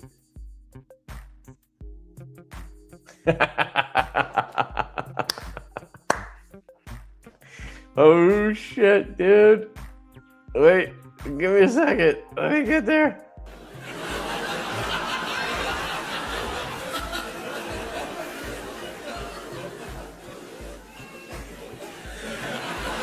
Why is that so long? Oh, do I have to turn it off? You have to turn it off? That's so stupid. Why isn't it just a quick laugh? Shake my head, man. Shake my head, man. Great joke, though, some way. Bees probably left before I did all that. He didn't even see that. Kev pollinated the hive. Yeah, that's definitely sounds gay. That's for sure.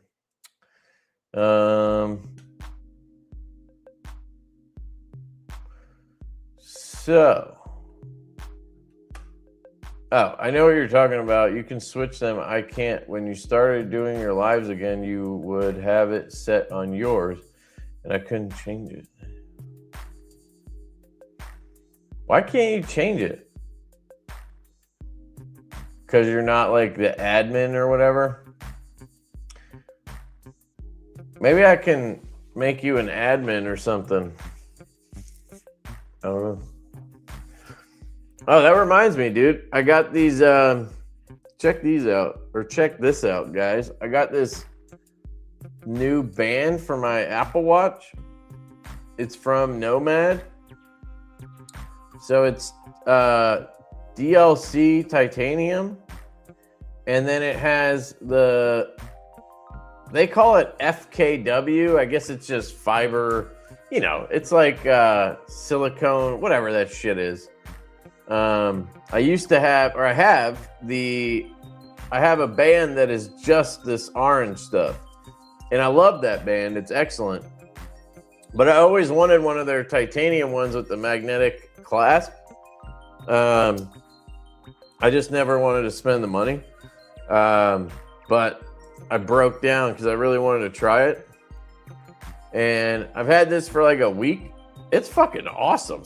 So the inside of the band is like a silicone band or whatever this shit is called.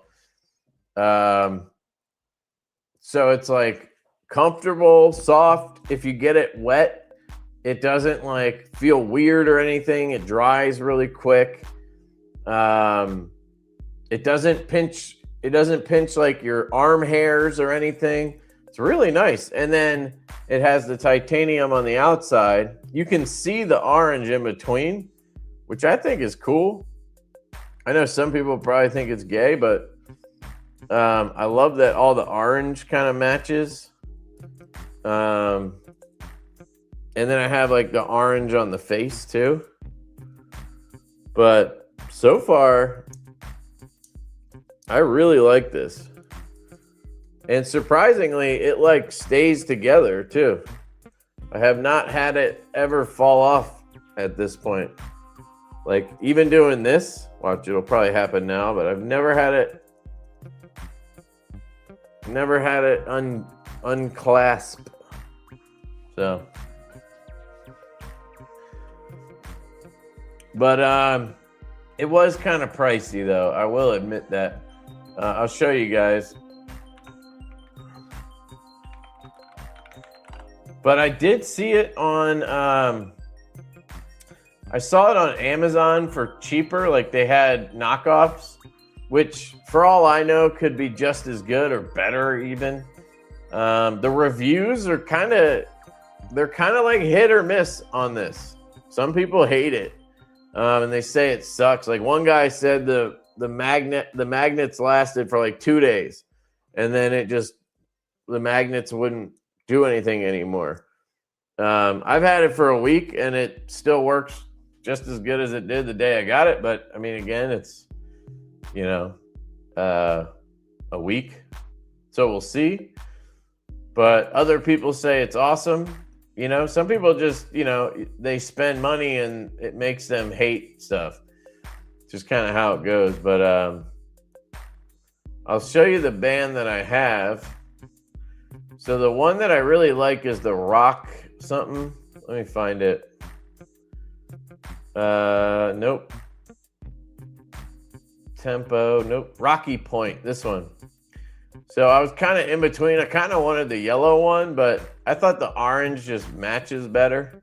So they have it with black titanium hardware or the natural hardware in titanium. So it's kind of cool. It matches to the version of the watch you have. I think it was expensive for what it is. So $80 for FKM, whatever that is. But it has titanium and shit. And I'll tell you, I've had that one for 6 months. I don't know. Maybe longer. And it is just as good as when I got it. Like, it's fantastic. So I think they put a little more effort into their shit than the ones that are sold for dirt cheap. They also do all the legwork, and then companies just rip it off and sell it for cheaper. You know what I mean? So they don't have the marketing cost in there.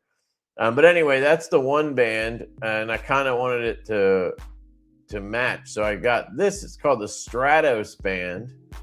I thought it was $199. It looks like it's $179. I got the orange one.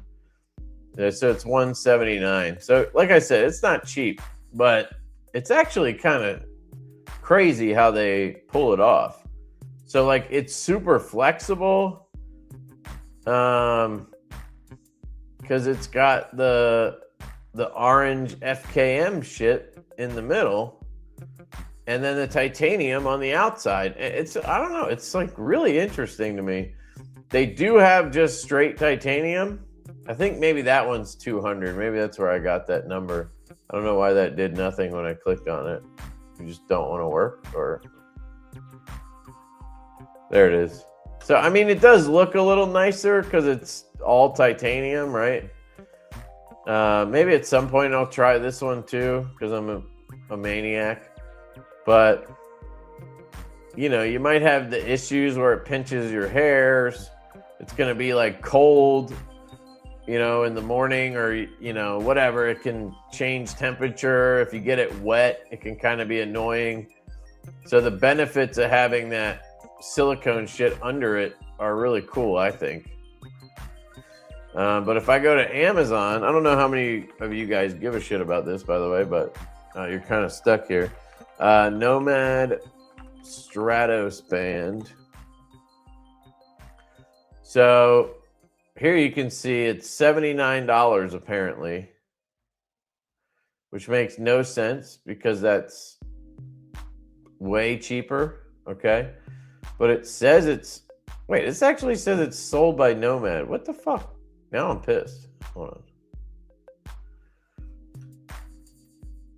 Let me see how much the Rocky Point one is. That would be super gay if it was $100 cheaper on Amazon. I would feel pretty stupid, actually. So here's this one, $79. Okay. So that's the same price. Well, why would those be titanium band? Let's just see how much is that one. Where's the damn price, shithead? Currently unavailable. Okay. You see, it says grade 5 titanium. Let me see if they have. $199. Okay. See, the weird thing is, grade 5 titanium is over 90% pure. Okay, but then you go to. See, now I don't see the one that I have. I feel like something weird's going on here. What size Apple Watch do you have? Where's the Ultra? Stylish. Titanium. So they're not selling the Stratos one.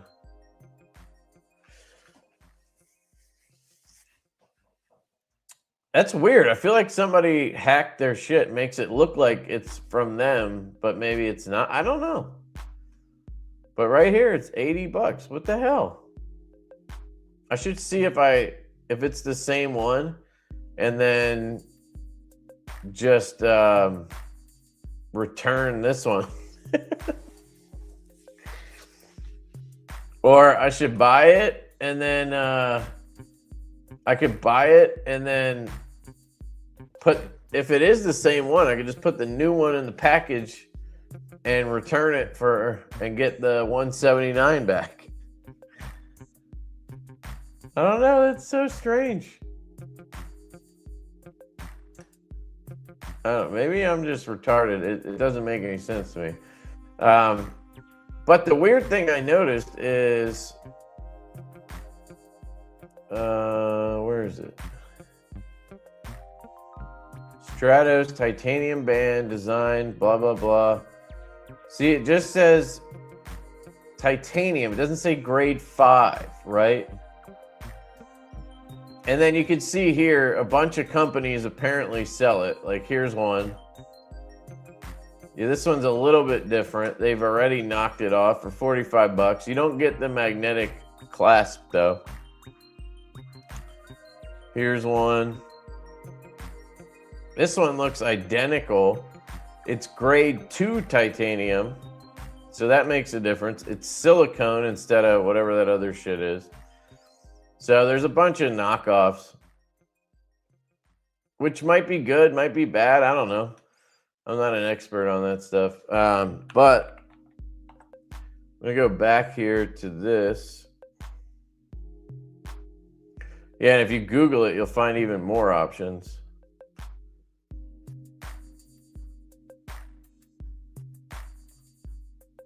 So look at this. Grade 4 titanium. And DLC. So I just wonder why. Like, why did they go to grade 4? Yeah, they have grade 4 there, but then when you go to this one, wait, shit, now this one says grade 2. It's so confusing. Grade 2? What the fuck?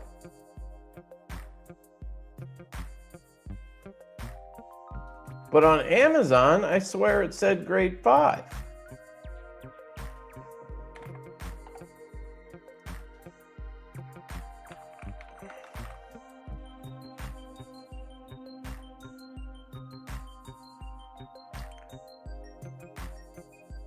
Where? Am I crazy? Look, grade 5. So what the fuck?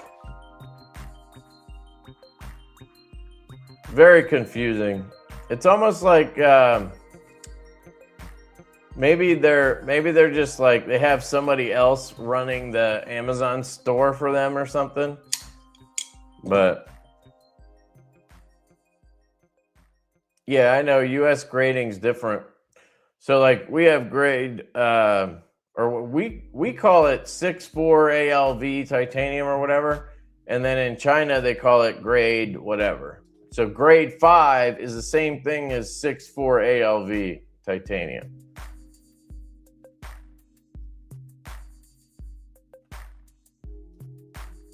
No, I think grade 5 is the best. Let's Google that because that is an interesting question.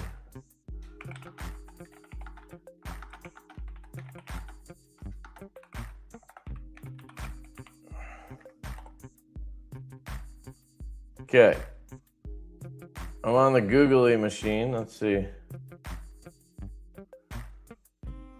Understanding the different grades of titanium. Yeah. What are the grades? So grade 1, commercially pure titanium with maybe you're right. Excellent ductility and corrosion resistance, but lower strength.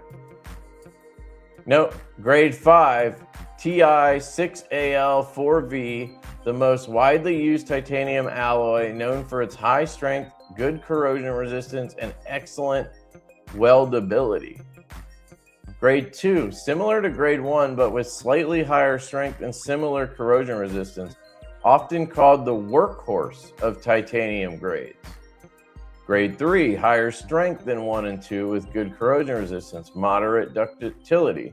Grade 4, the strongest of the commercially pure titanium grades with excellent corrosion resistance but lower ductility. The most widely used, known for its high strength.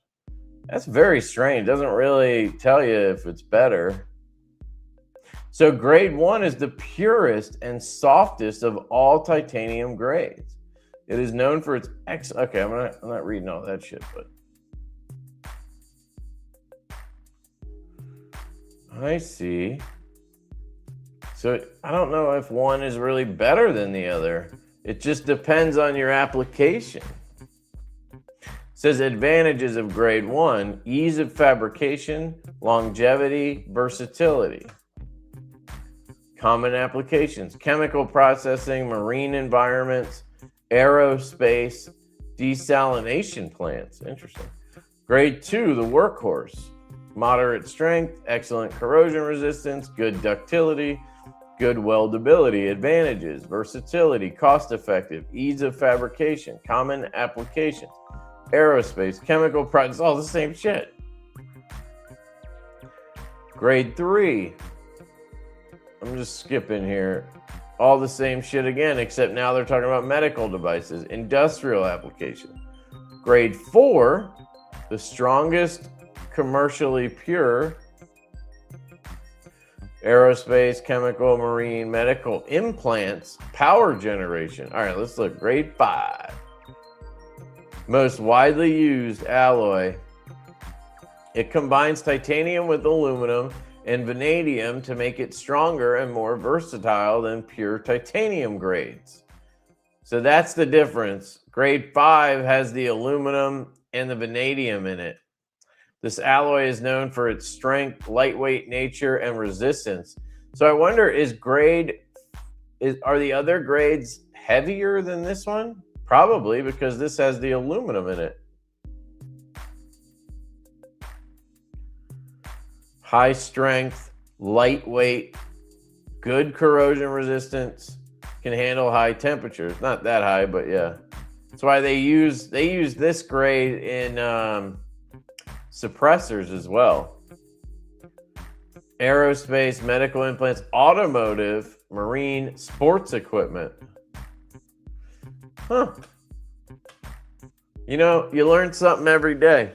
So the grade 2 is actually more pure. So that's probably why they use it on that more expensive band, because it's kind of like gold, right? Or silver. You're not getting silver, like, this doesn't equate perfectly, but like silver plated versus silver, or I guess if you have like like 24 karat gold versus a lower amount. But in this case, it almost makes sense to have. So this one is made with what did I say? Shit, now I forget. Nomad watch bands.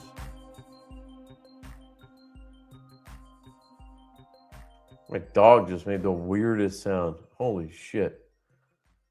Grade 4 titanium.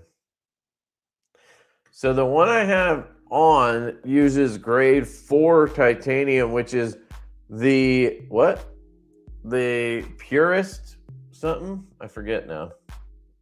Let me go back. I'm retarded. Grade 4. The strongest commercially pure. So it's the strongest one. So maybe that's why they use it. Stands out as the strongest among commercially pure titanium grades. It offers excellent strength and good resistance to corrosion, making it ideal for tough applications where reliability is crucial. Interesting. Moderate flexibility. But they didn't have to worry about flexibility because they had the other shit underneath. That's really cool.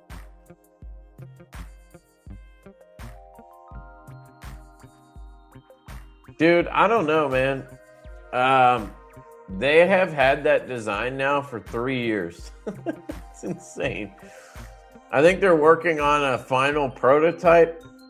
To be fair, they've had like 3 or 4 different product managers since we started that project. And every time a new product manager comes in, you know, they have new ideas and shit, and it just, you know. And then in the middle of it, we asked them to change it to a top liner lock, and they did.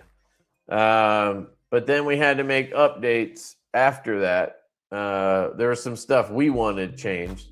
So it's kind of been both of us fucking with it.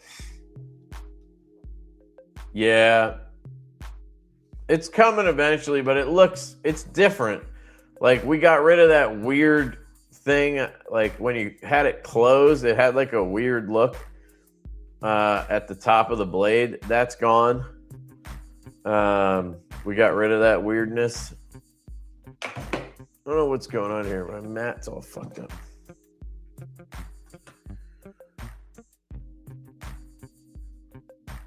Is there any parts? I think, yeah. Well, obviously it's magnetic because the clasp is magnetic. There's literally magnets in it. That's how it closes. But I bet you the pins are probably magnetic too, because they're little steel pins. I can't tell though, because they're too small. I can't tell if there's a pull on it. Why? Like, there's magnets here, obviously, for that, but none of the other parts feel magnetic, at least. And obviously that's why this cost $179 instead of $50 or whatever. It's because they use real titanium in it. Whether it's grade 5 or grade 4. I just assumed grade 2 was dog shit, you know, and grade 5 was good. That's how I had it in my head. But it actually seems like it just depends on the type you want and what for. It's considered the high-end aerospace grade option because it's significantly harder and stronger than grade 2. Yeah, that's because they add in the aluminum and vanadium. So here's the thing, Bees. It doesn't make grade 5. I don't think it makes it more expensive or better technically, because the grade 2 is more pure, right? So like, if you're looking at it from a standpoint of like, I'm using this material in a watch band or a ring, let's say, the purity of the material might be more important to some people depending on the application. Like, so people who are buying a ring or a watch band or whatever, grade 2, grade 4, whatever, might actually be better than grade 5 because it's more pure. You know what I mean? Hopefully that makes sense. It's interesting.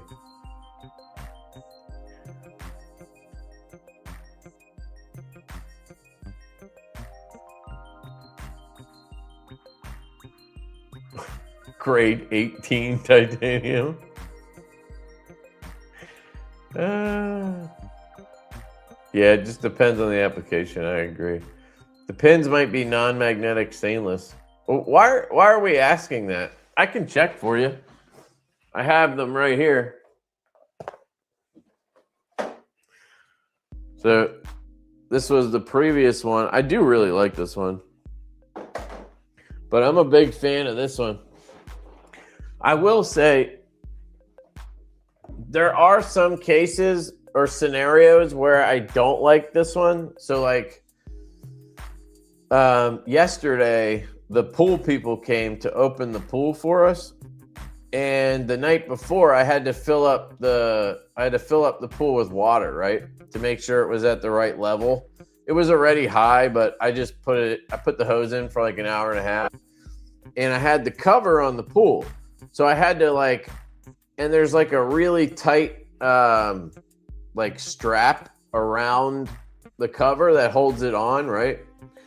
And so I had to kind of like pull up some areas, and then I had to like kind of snake my hand under there to reach and feel where the water level was and or to feed the hose in.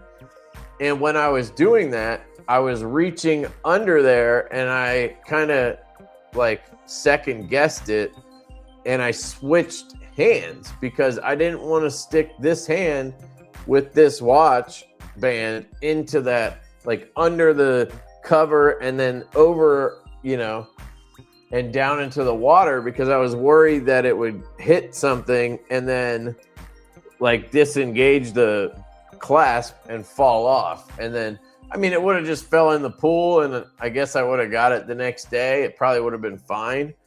Because this can go underwater. I don't know if there's a time limit or anything, but I was like, I don't really want to risk it. It probably would have been fine. But so that is one thing that you have to think about with this versus the other one where it's like a normal watch band where it has like, you know, it's like a belt where it has the little thing and you put it in the buttons or the whatever you call it, the holes. I've definitely gotten better at putting this on. At first it was like super hard, so she said. Anyway, they gave me some extra parts. So they give you this, I bet you the $40 one doesn't come with this. So it came with this cool little tool. And they even give you an extra one of these heads that you screw in case you break this, I guess. And then they give you half size ones. So like if you look at it, it's half as thick or as tall. So you can try to get the perfect size. One other thing they do that's really cool is on the clasp, on this last link, on this side and on this piece, they have two spots. So you can lock in the pin either right here where it's a little bit longer. You see this gap right here? It's a little bit more spaced out. Or you can put it in that hole right there. Hopefully you can see that.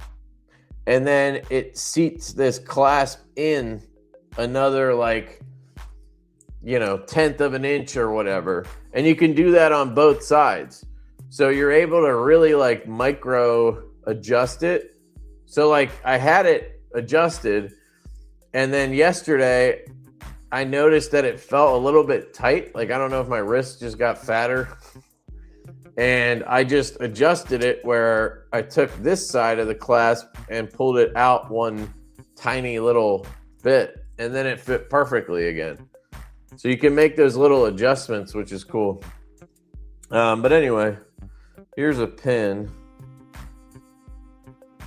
So I just punch this through. Should be able to get the pin out. All right, that one's really in there. Maybe they do that on purpose. But I have extras.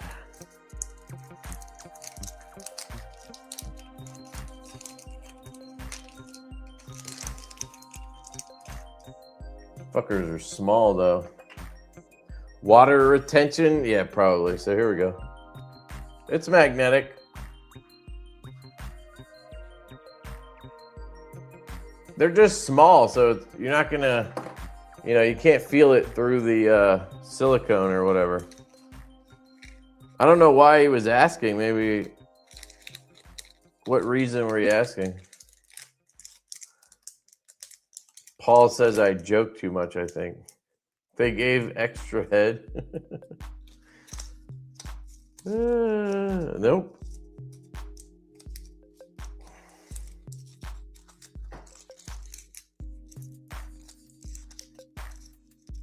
Ah! All right, I can't. I don't really care. And just tuck it. Tuck it.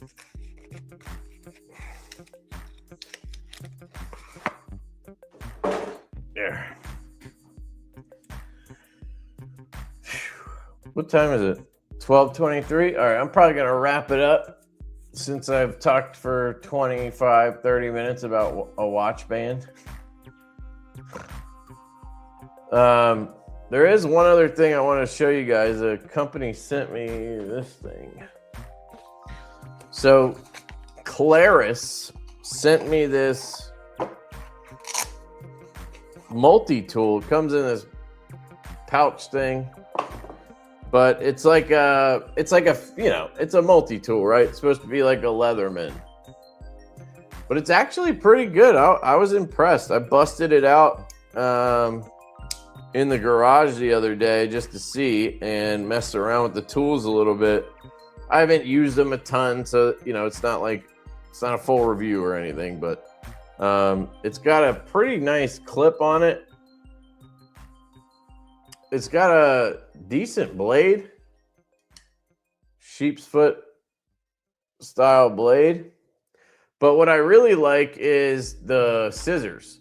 So the way they do the scissors is cool. So they have a blade, and then they have the scissors, and then they have a saw,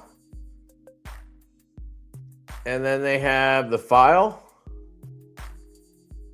and a ruler on the back, which is interesting. I don't think it's a diamond file, and the edges are not. They're not ground or anything, which is weird. So you just get this for the file, which is kind of weak. I really like my Leatherman because it has where's that bitch?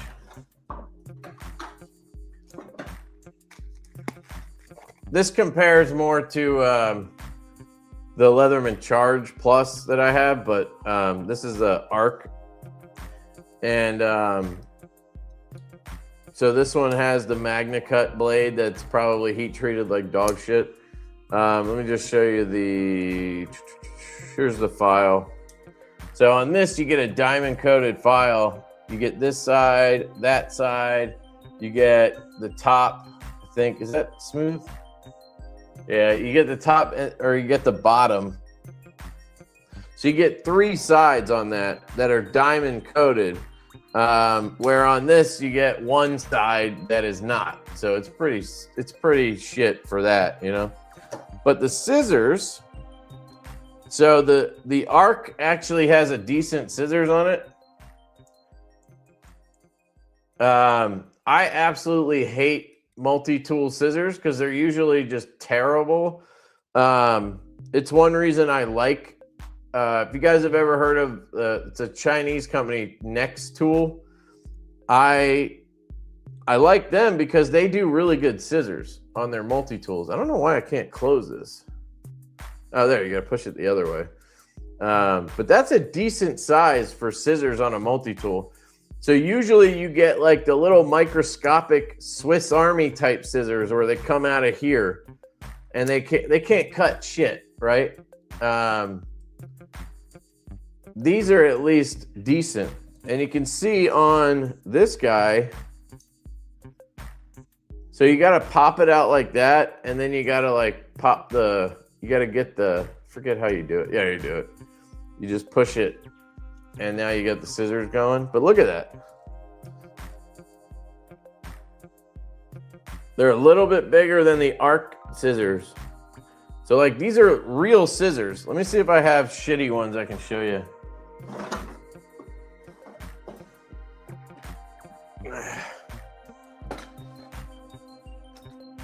I don't even know what the blade steel is. It's not Magna Cut. In my opinion, wait, hold on.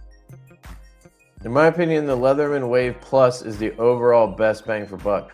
I think the steel on the Leatherman Wave Plus is it 154 CM or CPM 154? I think it might be. Yep, Next Tool scissors. Yeah, they're so good, dude.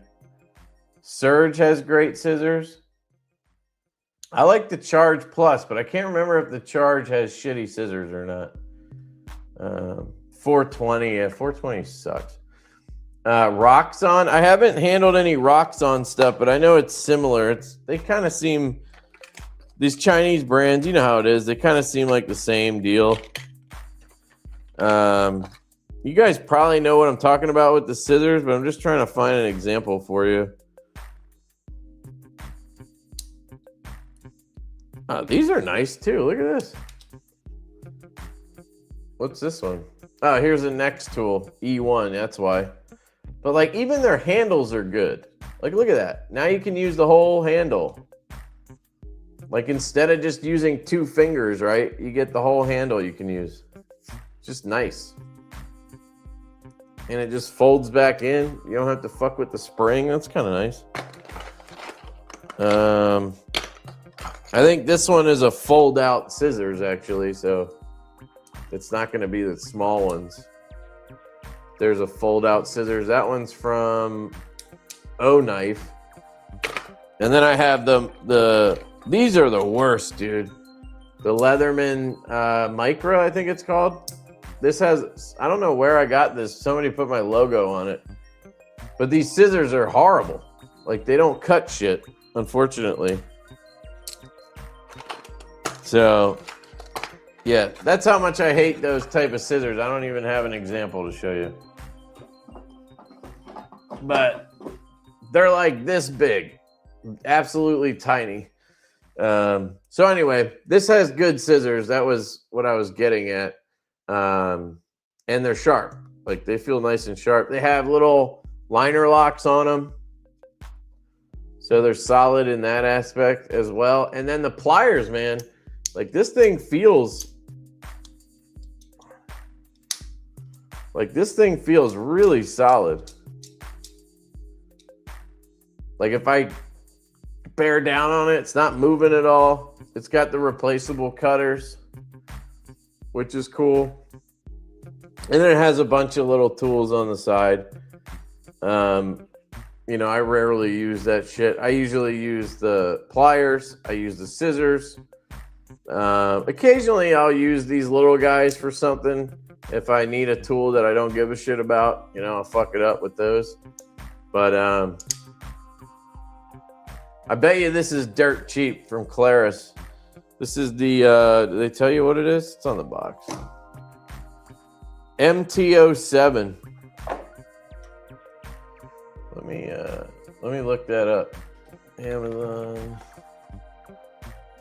What did I say the company was? Claris MT07. How much are you? Yeah, it's $33. So I mean, you can't ask for, like, how much more can you ask for, I guess is what I'm getting at. So here, I'll show you. $33 for this thing. And it has a little topo pattern on it, which is kind of cool. I think they said the steel was some 30 CR13. There you go. Oh, no, that's the plier head. Hold on. I think they told me about the blade. Like, they told me something about the blade. High hardness master blade. Oh, yeah. Master blade. But for $30, I mean, I don't really care what the blade is. It could be dog shit. Doesn't, you know, if it cuts, it's fine. But I don't know, shit, like, how much was this thing? The Arc. I forget how much I paid for it. I think it was like $200 or more? Like, I don't know. It's kind of retarded how expensive they were. It's not bad. I like the chart, or the, yeah, I like my charge better than the Arc. But you get trade-offs, you know, like the scissors. It's always a trade-off. These are meant to be one-handed, so you can pop it open, flip it around, and you can do all this one-handed. You can use all the tools one-handed. You know, it's not like the easiest thing to close one-handed, but you can do it. Just flip it around, boom.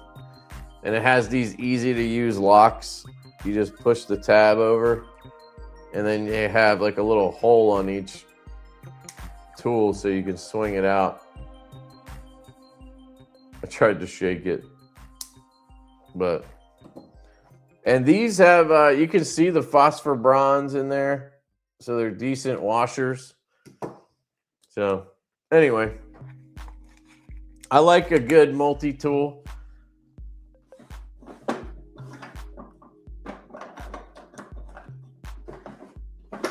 I like to master blade. Arc was 280. Yeah, I think I paid like 220 or something when they came out. 230, something like that. That's a lot of money, man. It's a lot of money. grade 3 steel. I peened my micro scissors. You have a micro peen?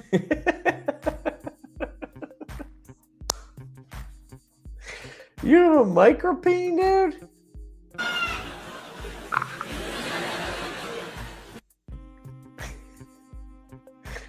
Oh boy.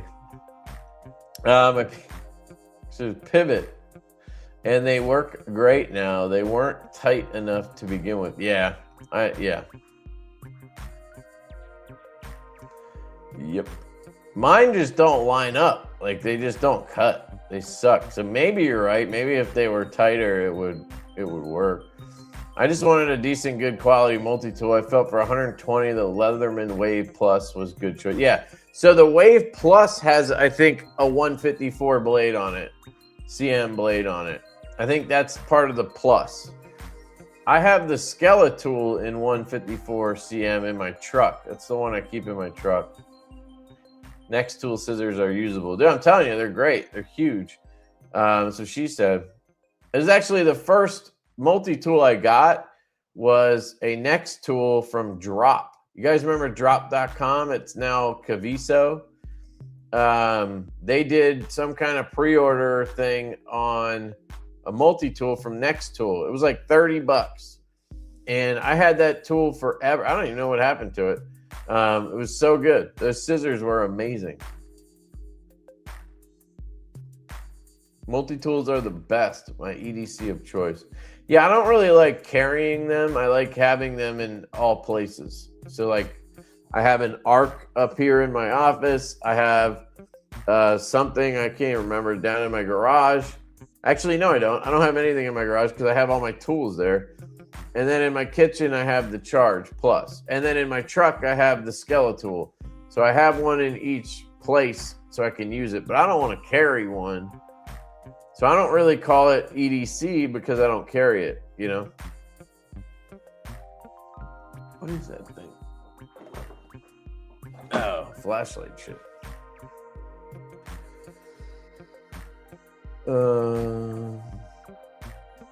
You know they said Diddy has a micro piece. Leatherman, Victorinox, and Gerber made ones steel good tools. SOG as well. Then you get into the Chinese brands like Next Tool and no-name brands after that, like Bilberry. I think Roxxon is kind of in there with Next Tool at this point, but yeah. It's not tight enough because of the micro peen.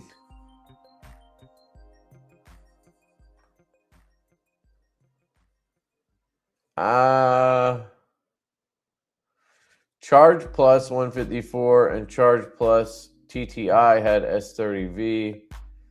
I swear the Wave Leatherman Wave Plus. Oh shit, I meant to go to Amazon. Well, I'll just look on their website. Let's see how wrong I am. I'm sure you're right, but dude, this looks like a DLC coded one. That'd be sick, dude. Probably not, though.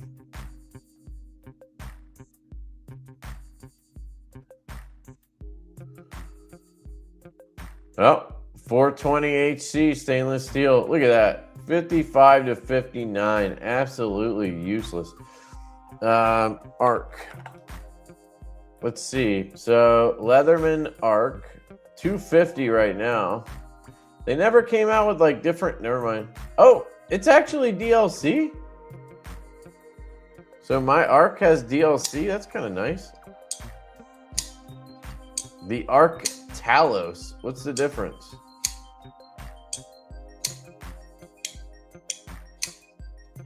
It doesn't have.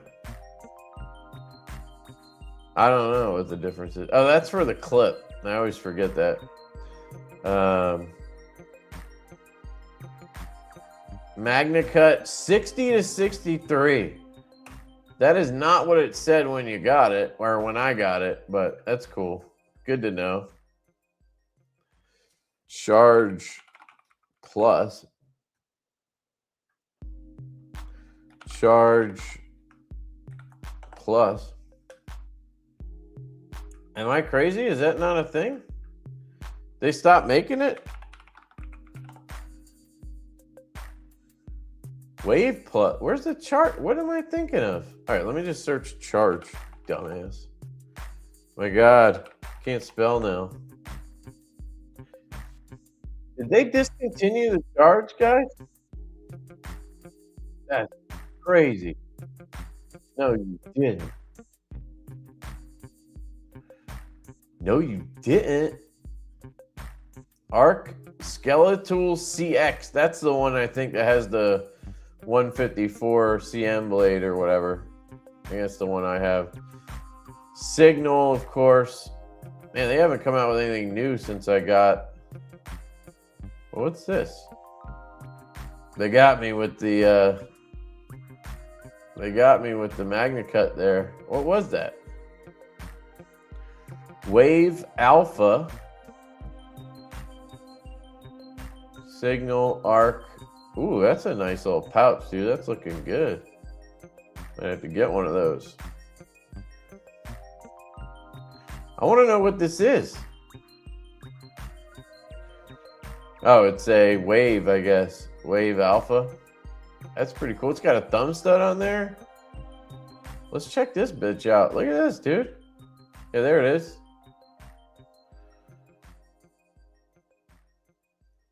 Magnacut, dude. How much is that bitch?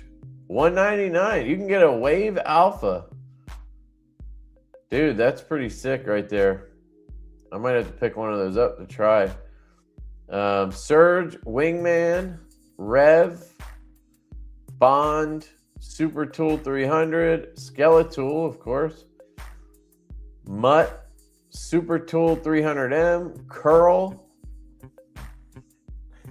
Skeletool RX, Knifeless Rebar, Free T2.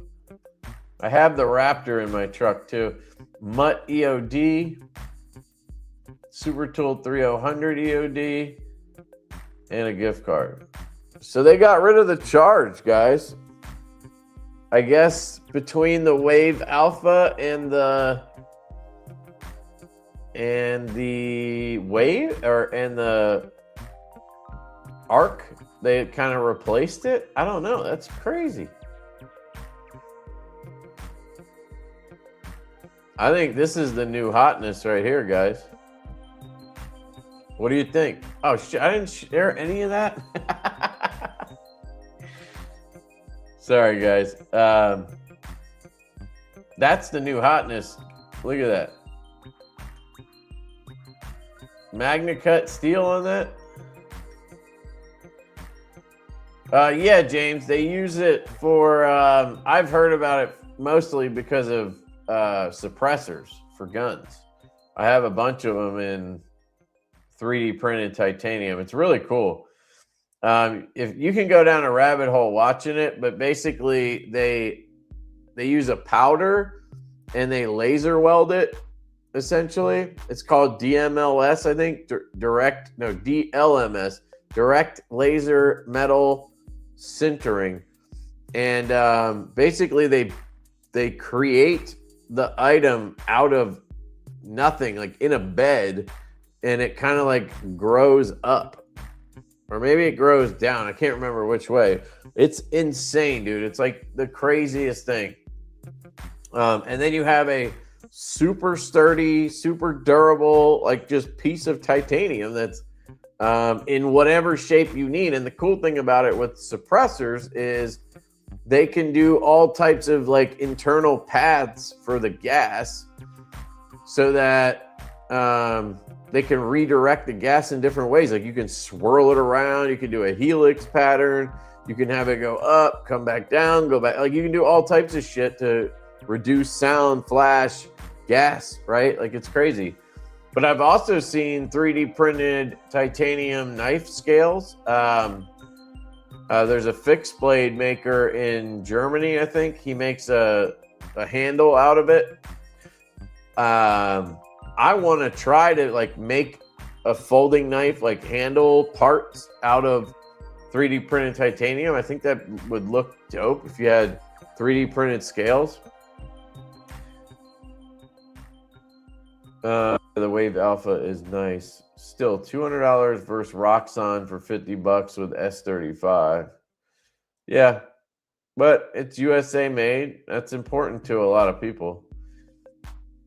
And they do have a really good warranty as well. And leather, I mean, multi-tools do tend to, you know, break and shit because they're meant to be used. So having that Leatherman warranty is kind of nice. I mean, this is what I would get. If I was getting another Leatherman right now, I would 100% get this Wave Alpha. It's very cool.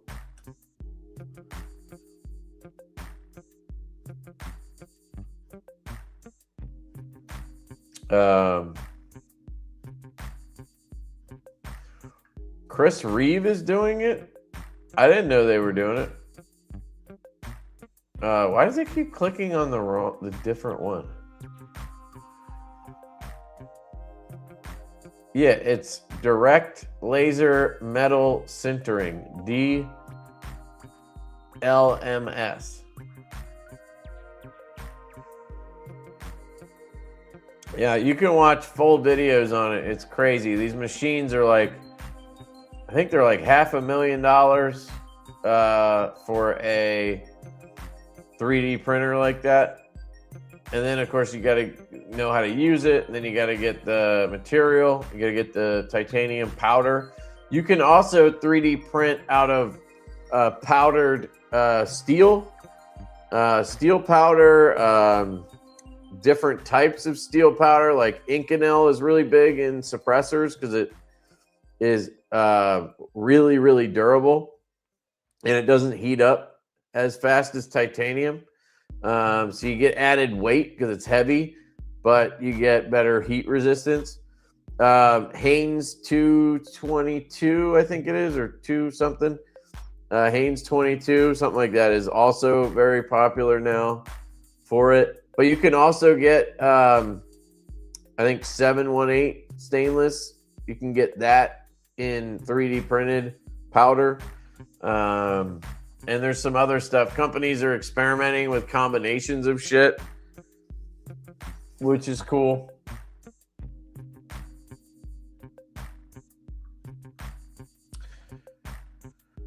Okay, let's do this giveaway. So in order to enter for the giveaway, you're going to need to follow the QR code up here. Or go to the link. I'll put it in the chat. Sign up. It's free. You'll get a free pro membership for a year, which is pretty sweet because it'll be $100 for those pro memberships. The link is in the chat, or you can go to that QR code. So all you got to do if you win, all you got to do is email me with your address and just kind of like, you know, just prove that you have that you signed up. It's not hard. Go to your account on Drop Beacon and take a screenshot, whatever. And then I will give you, what should I give you guys? Let's see. What should we give away?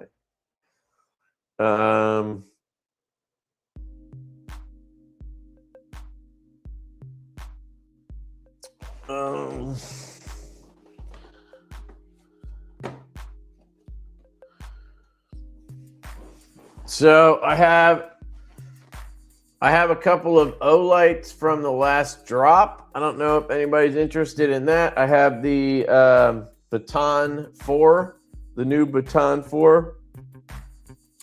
I have the Arc Pro Ultra, and I think I have the Baton 4 Pro. And then I have some Kershaws, the Bel Air XL, the Bel Air CP, and the Launch 22. I will let you pick out of those 6 items. Oh, wait. there's another Kershaw. Launch 23. Okay? Just make sure that it's actually legal wherever you are, okay? So if you win, you get to choose one of the items. Launch 23, Launch 22, Bel Air CP, Bel Air XL, or an Olight Arc Pro Ultra, Olight Baton 4 Pro, or Olight Baton. Oh, it's not a Baton 4. It's a Baton 4 Pro and a Baton 4 Ultra. Hopefully that made sense. I also have that Woobin X1 Pro, which is huge, and I have that Loop Gear SKO5 2 Pro. So if you're like a flashlight person, I don't know. But anyway, you get to pick. We're not going to pick one to do. Whoever wins is just going to tell me which one they want. So you got lots of choices. Hopefully that makes sense. So we're going to go here and we're going to do we'll do hashtag drop beacon. Shout out to Matt for coming on tonight. It was very nice of him to give us a walkthrough. I think it could really be something awesome. Switch these. God damn it. Why do they always make shit difficult? There we go.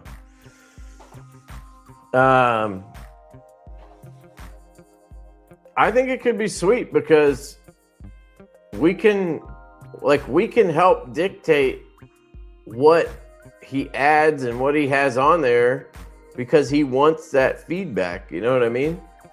So like, if you guys have ideas and shit for what you think would be good features on there, you should tell him. I don't know. I just think it's super interesting when he reached out about it. I think if we can get him connected with some of the big dealers and, get him in with Skiff and Drop Point, and like if we can connect all those dots, get the secondary markets, like get him in with Blade Binge to where you can just go to that site and basically find anything you need. I don't know. I just think it's super cool. And then the fact that so instead of having to, you figure out what knife you want and then going to my links, right? Which I don't know if anybody does that. If they're like, hey, does anybody have a discount for this? Maybe you go and look up my links page, which by the way, you guys can go to leftyedc.com now and you can check there. So yeah, put in hashtag drop beacon for the giveaway. Let me show you guys this real quick. So share this. So if you go to leftyedc.com, did I spell that right? Nope, I spelled it wrong. Leftyedc.com. So if you go to the leftyedc.com now, you can see all of my links and all of the discount codes. So like right here, get 1 year of Drop Beacon Pro free. Divo link tree. Here's all the different places, right? I think I need to update this because it's not showing the discount codes. It should be. So I need to fix that because that's kind of the whole point. I want people to see the discounts because it helps you guys out.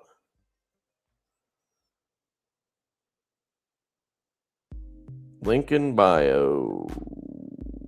Where is the damn thing? Links. Let's see. Layout.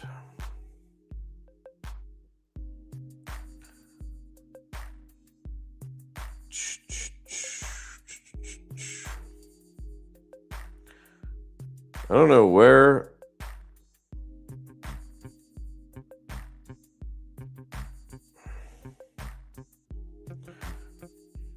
Yeah, I didn't realize it doesn't show the actual things. Hide beacons logo. No, that's not. Of course, you got to pay for that shit. I wonder. Oh.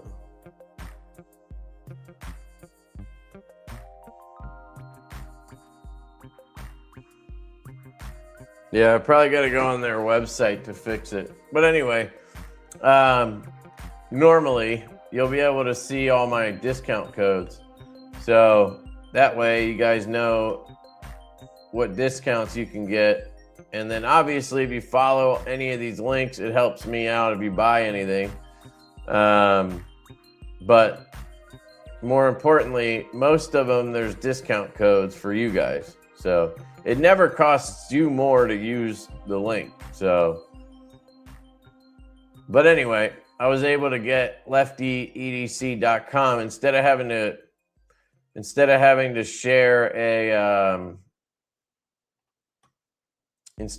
share like a beacons.com or linktree.com.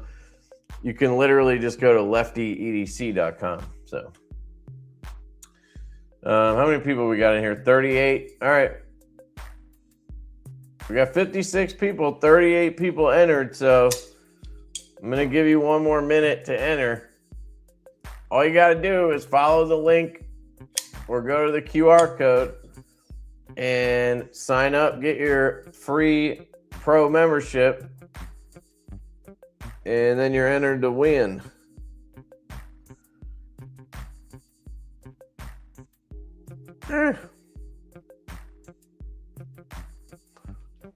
I'll give you guys the link one more time, and then I'm gonna call it.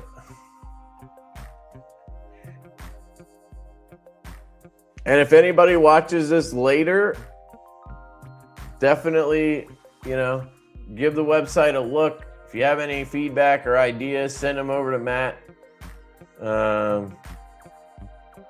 Just picked up this Kvist PE3 20 CV frame lock, blackwash blade, and blackwash and bronze scales. It's so damn good. Sick, dude. PE3. I'm trying to remember what the hell that is.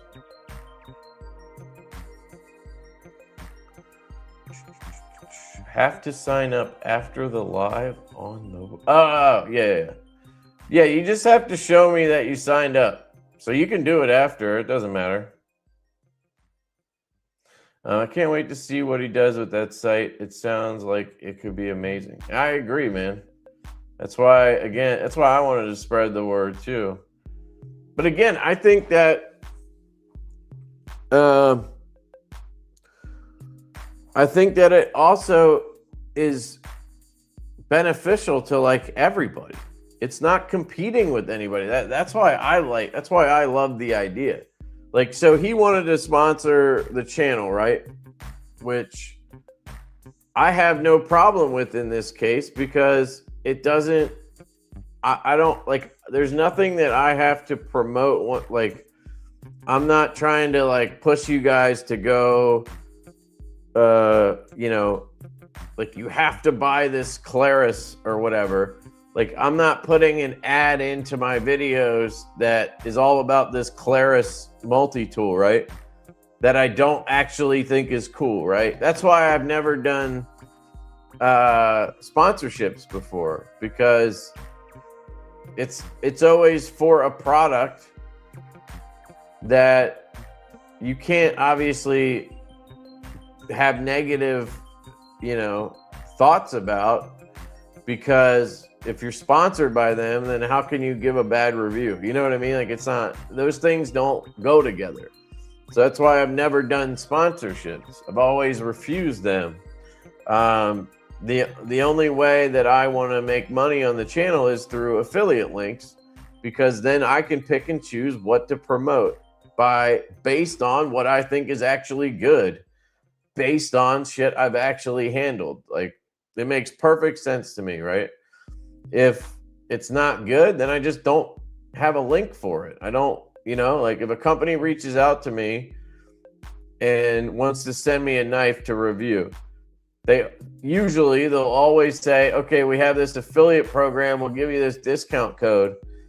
And I always have to tell them, like, no, I'm not going to sign up for your affiliate program until I handle the knife and I determine whether it's good or not. Like, if it's shit, I'm not even going to make the video probably.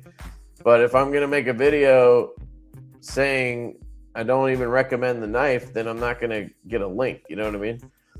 So anyway, but this makes perfect sense because I'm literally just telling you guys to go to this website, which is then helping you find knives easier. Like, it's not really selling you anything. Like, he's not, like, is he making money off of you going there? He's not at this point.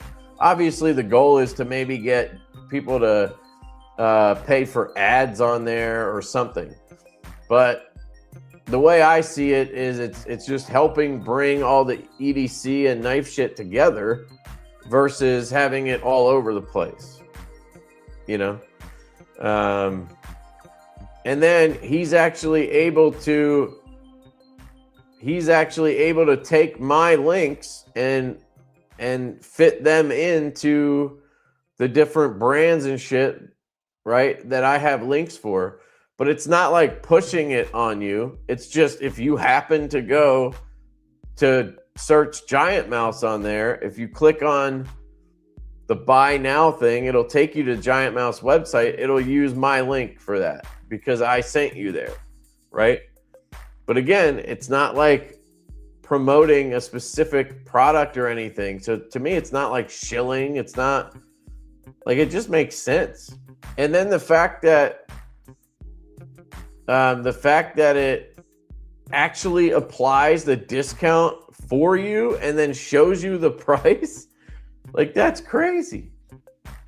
I didn't even realize it did that. So if I have a discount code for it, you'll automatically see that discount applied and it'll tell you the price before you ever click to go to that website. That makes shit a lot easier. So anyway, but you guys know I always want to be transparent with you. So, like, they are sponsoring the channel now. And yeah, so I mean, that's obviously part of it. And that's one of the reasons why I'm talking about it. But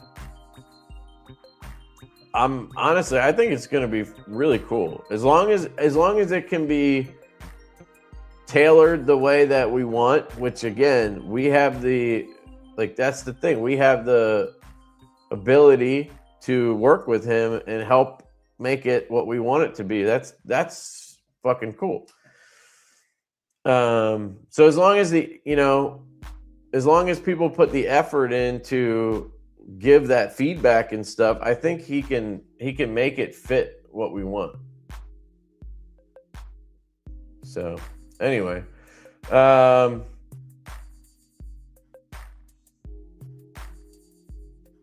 when I get knives I don't like, I sell them on Whatnot, and I tell people honestly I don't like it. Yeah, that's pretty much what I do, except I pass around all the knives and I just do a sale and I just talk about the knife when I sell them. So I'm not necessarily just selling ones I don't like, but same process, Getting in on the ground floor, we can make it awesome. Exactly. That's kind of how I feel about it. Always best to sponsor from a retailer versus a business direct. No problems with preferential treatment. Yeah. Sign up for what? Just got here. So there's a QR code up here. There's a link in the chat somewhere that I put a couple times.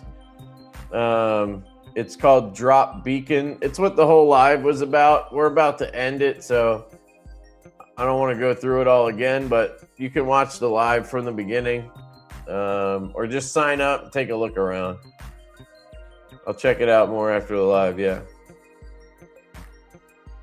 As long as you're shilling for the homies. Yeah, exactly. All right. So I'm going to go ahead and pull it because it's been long enough. And you guys I'm torturing you guys. I'm sorry.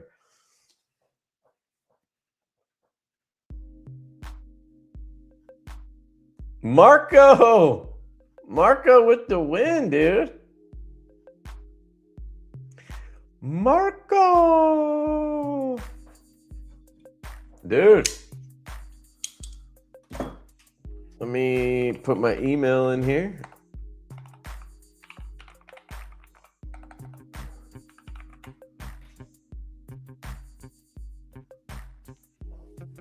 All right, Marco. Assuming you're still here, shoot me an email and shoot me your address, and then let me know which giveaway item you want. Do you want one of the Kershaws? I think it was the Bel Air XL, the Bel Air CP, and then the Launch 22 and Launch 23. One of those. Make sure it's legal wherever you are. I'm not liable for that stuff. And then there's the Olight Baton 4 Pro, the Olight Baton 4 Ultra, and the Olight Arc Pro Ultra. So just let me know which one of those you want. If you need me to tell you like what color something is, just let me know. I'll send you pics or whatever. I just don't want to take them all out of the box right now. But yeah. So that is that, dude. Thank you guys for hanging out tonight. Let me put myself in the corner. Thanks for hanging out tonight. And checking out the drop beacon stuff. I'm excited about it. So you're going to probably hear more about it for sure. And that'll be cool. Somebody asked about the big boy drop. We haven't even ordered those yet. The small boy, they're almost done. I feel like it's been forever, dude. We ordered them in like September. They sent me pictures today of all the versions. They still have to add the thumb studs and then sharpen the blades. So I'm really hoping we have them for Blade Show, because otherwise we don't have shit for Blade Show. We're just going to be standing there with our dicks in our hands showing prototypes or something. I don't know. So hopefully we can have those in time for Blade Show. Also, it would be nice because a bunch of our dealers will be at Blade Show, and then they will have those too. Assuming we get them in time to, QC and then ship them to those guys. So, we'll see. But so hopefully the small boy is dropping in May, early June, latest. And then we'll order the MASH V3 is next. And then probably the big boy after that. And we have some other stuff. We have a lot of stuff in the works. So stay tuned. And thank you guys very much for hanging out tonight. I appreciate it. I hope you guys have an absolutely fantastic day. I hope you have a great weekend. And I'll catch you guys later. Peace.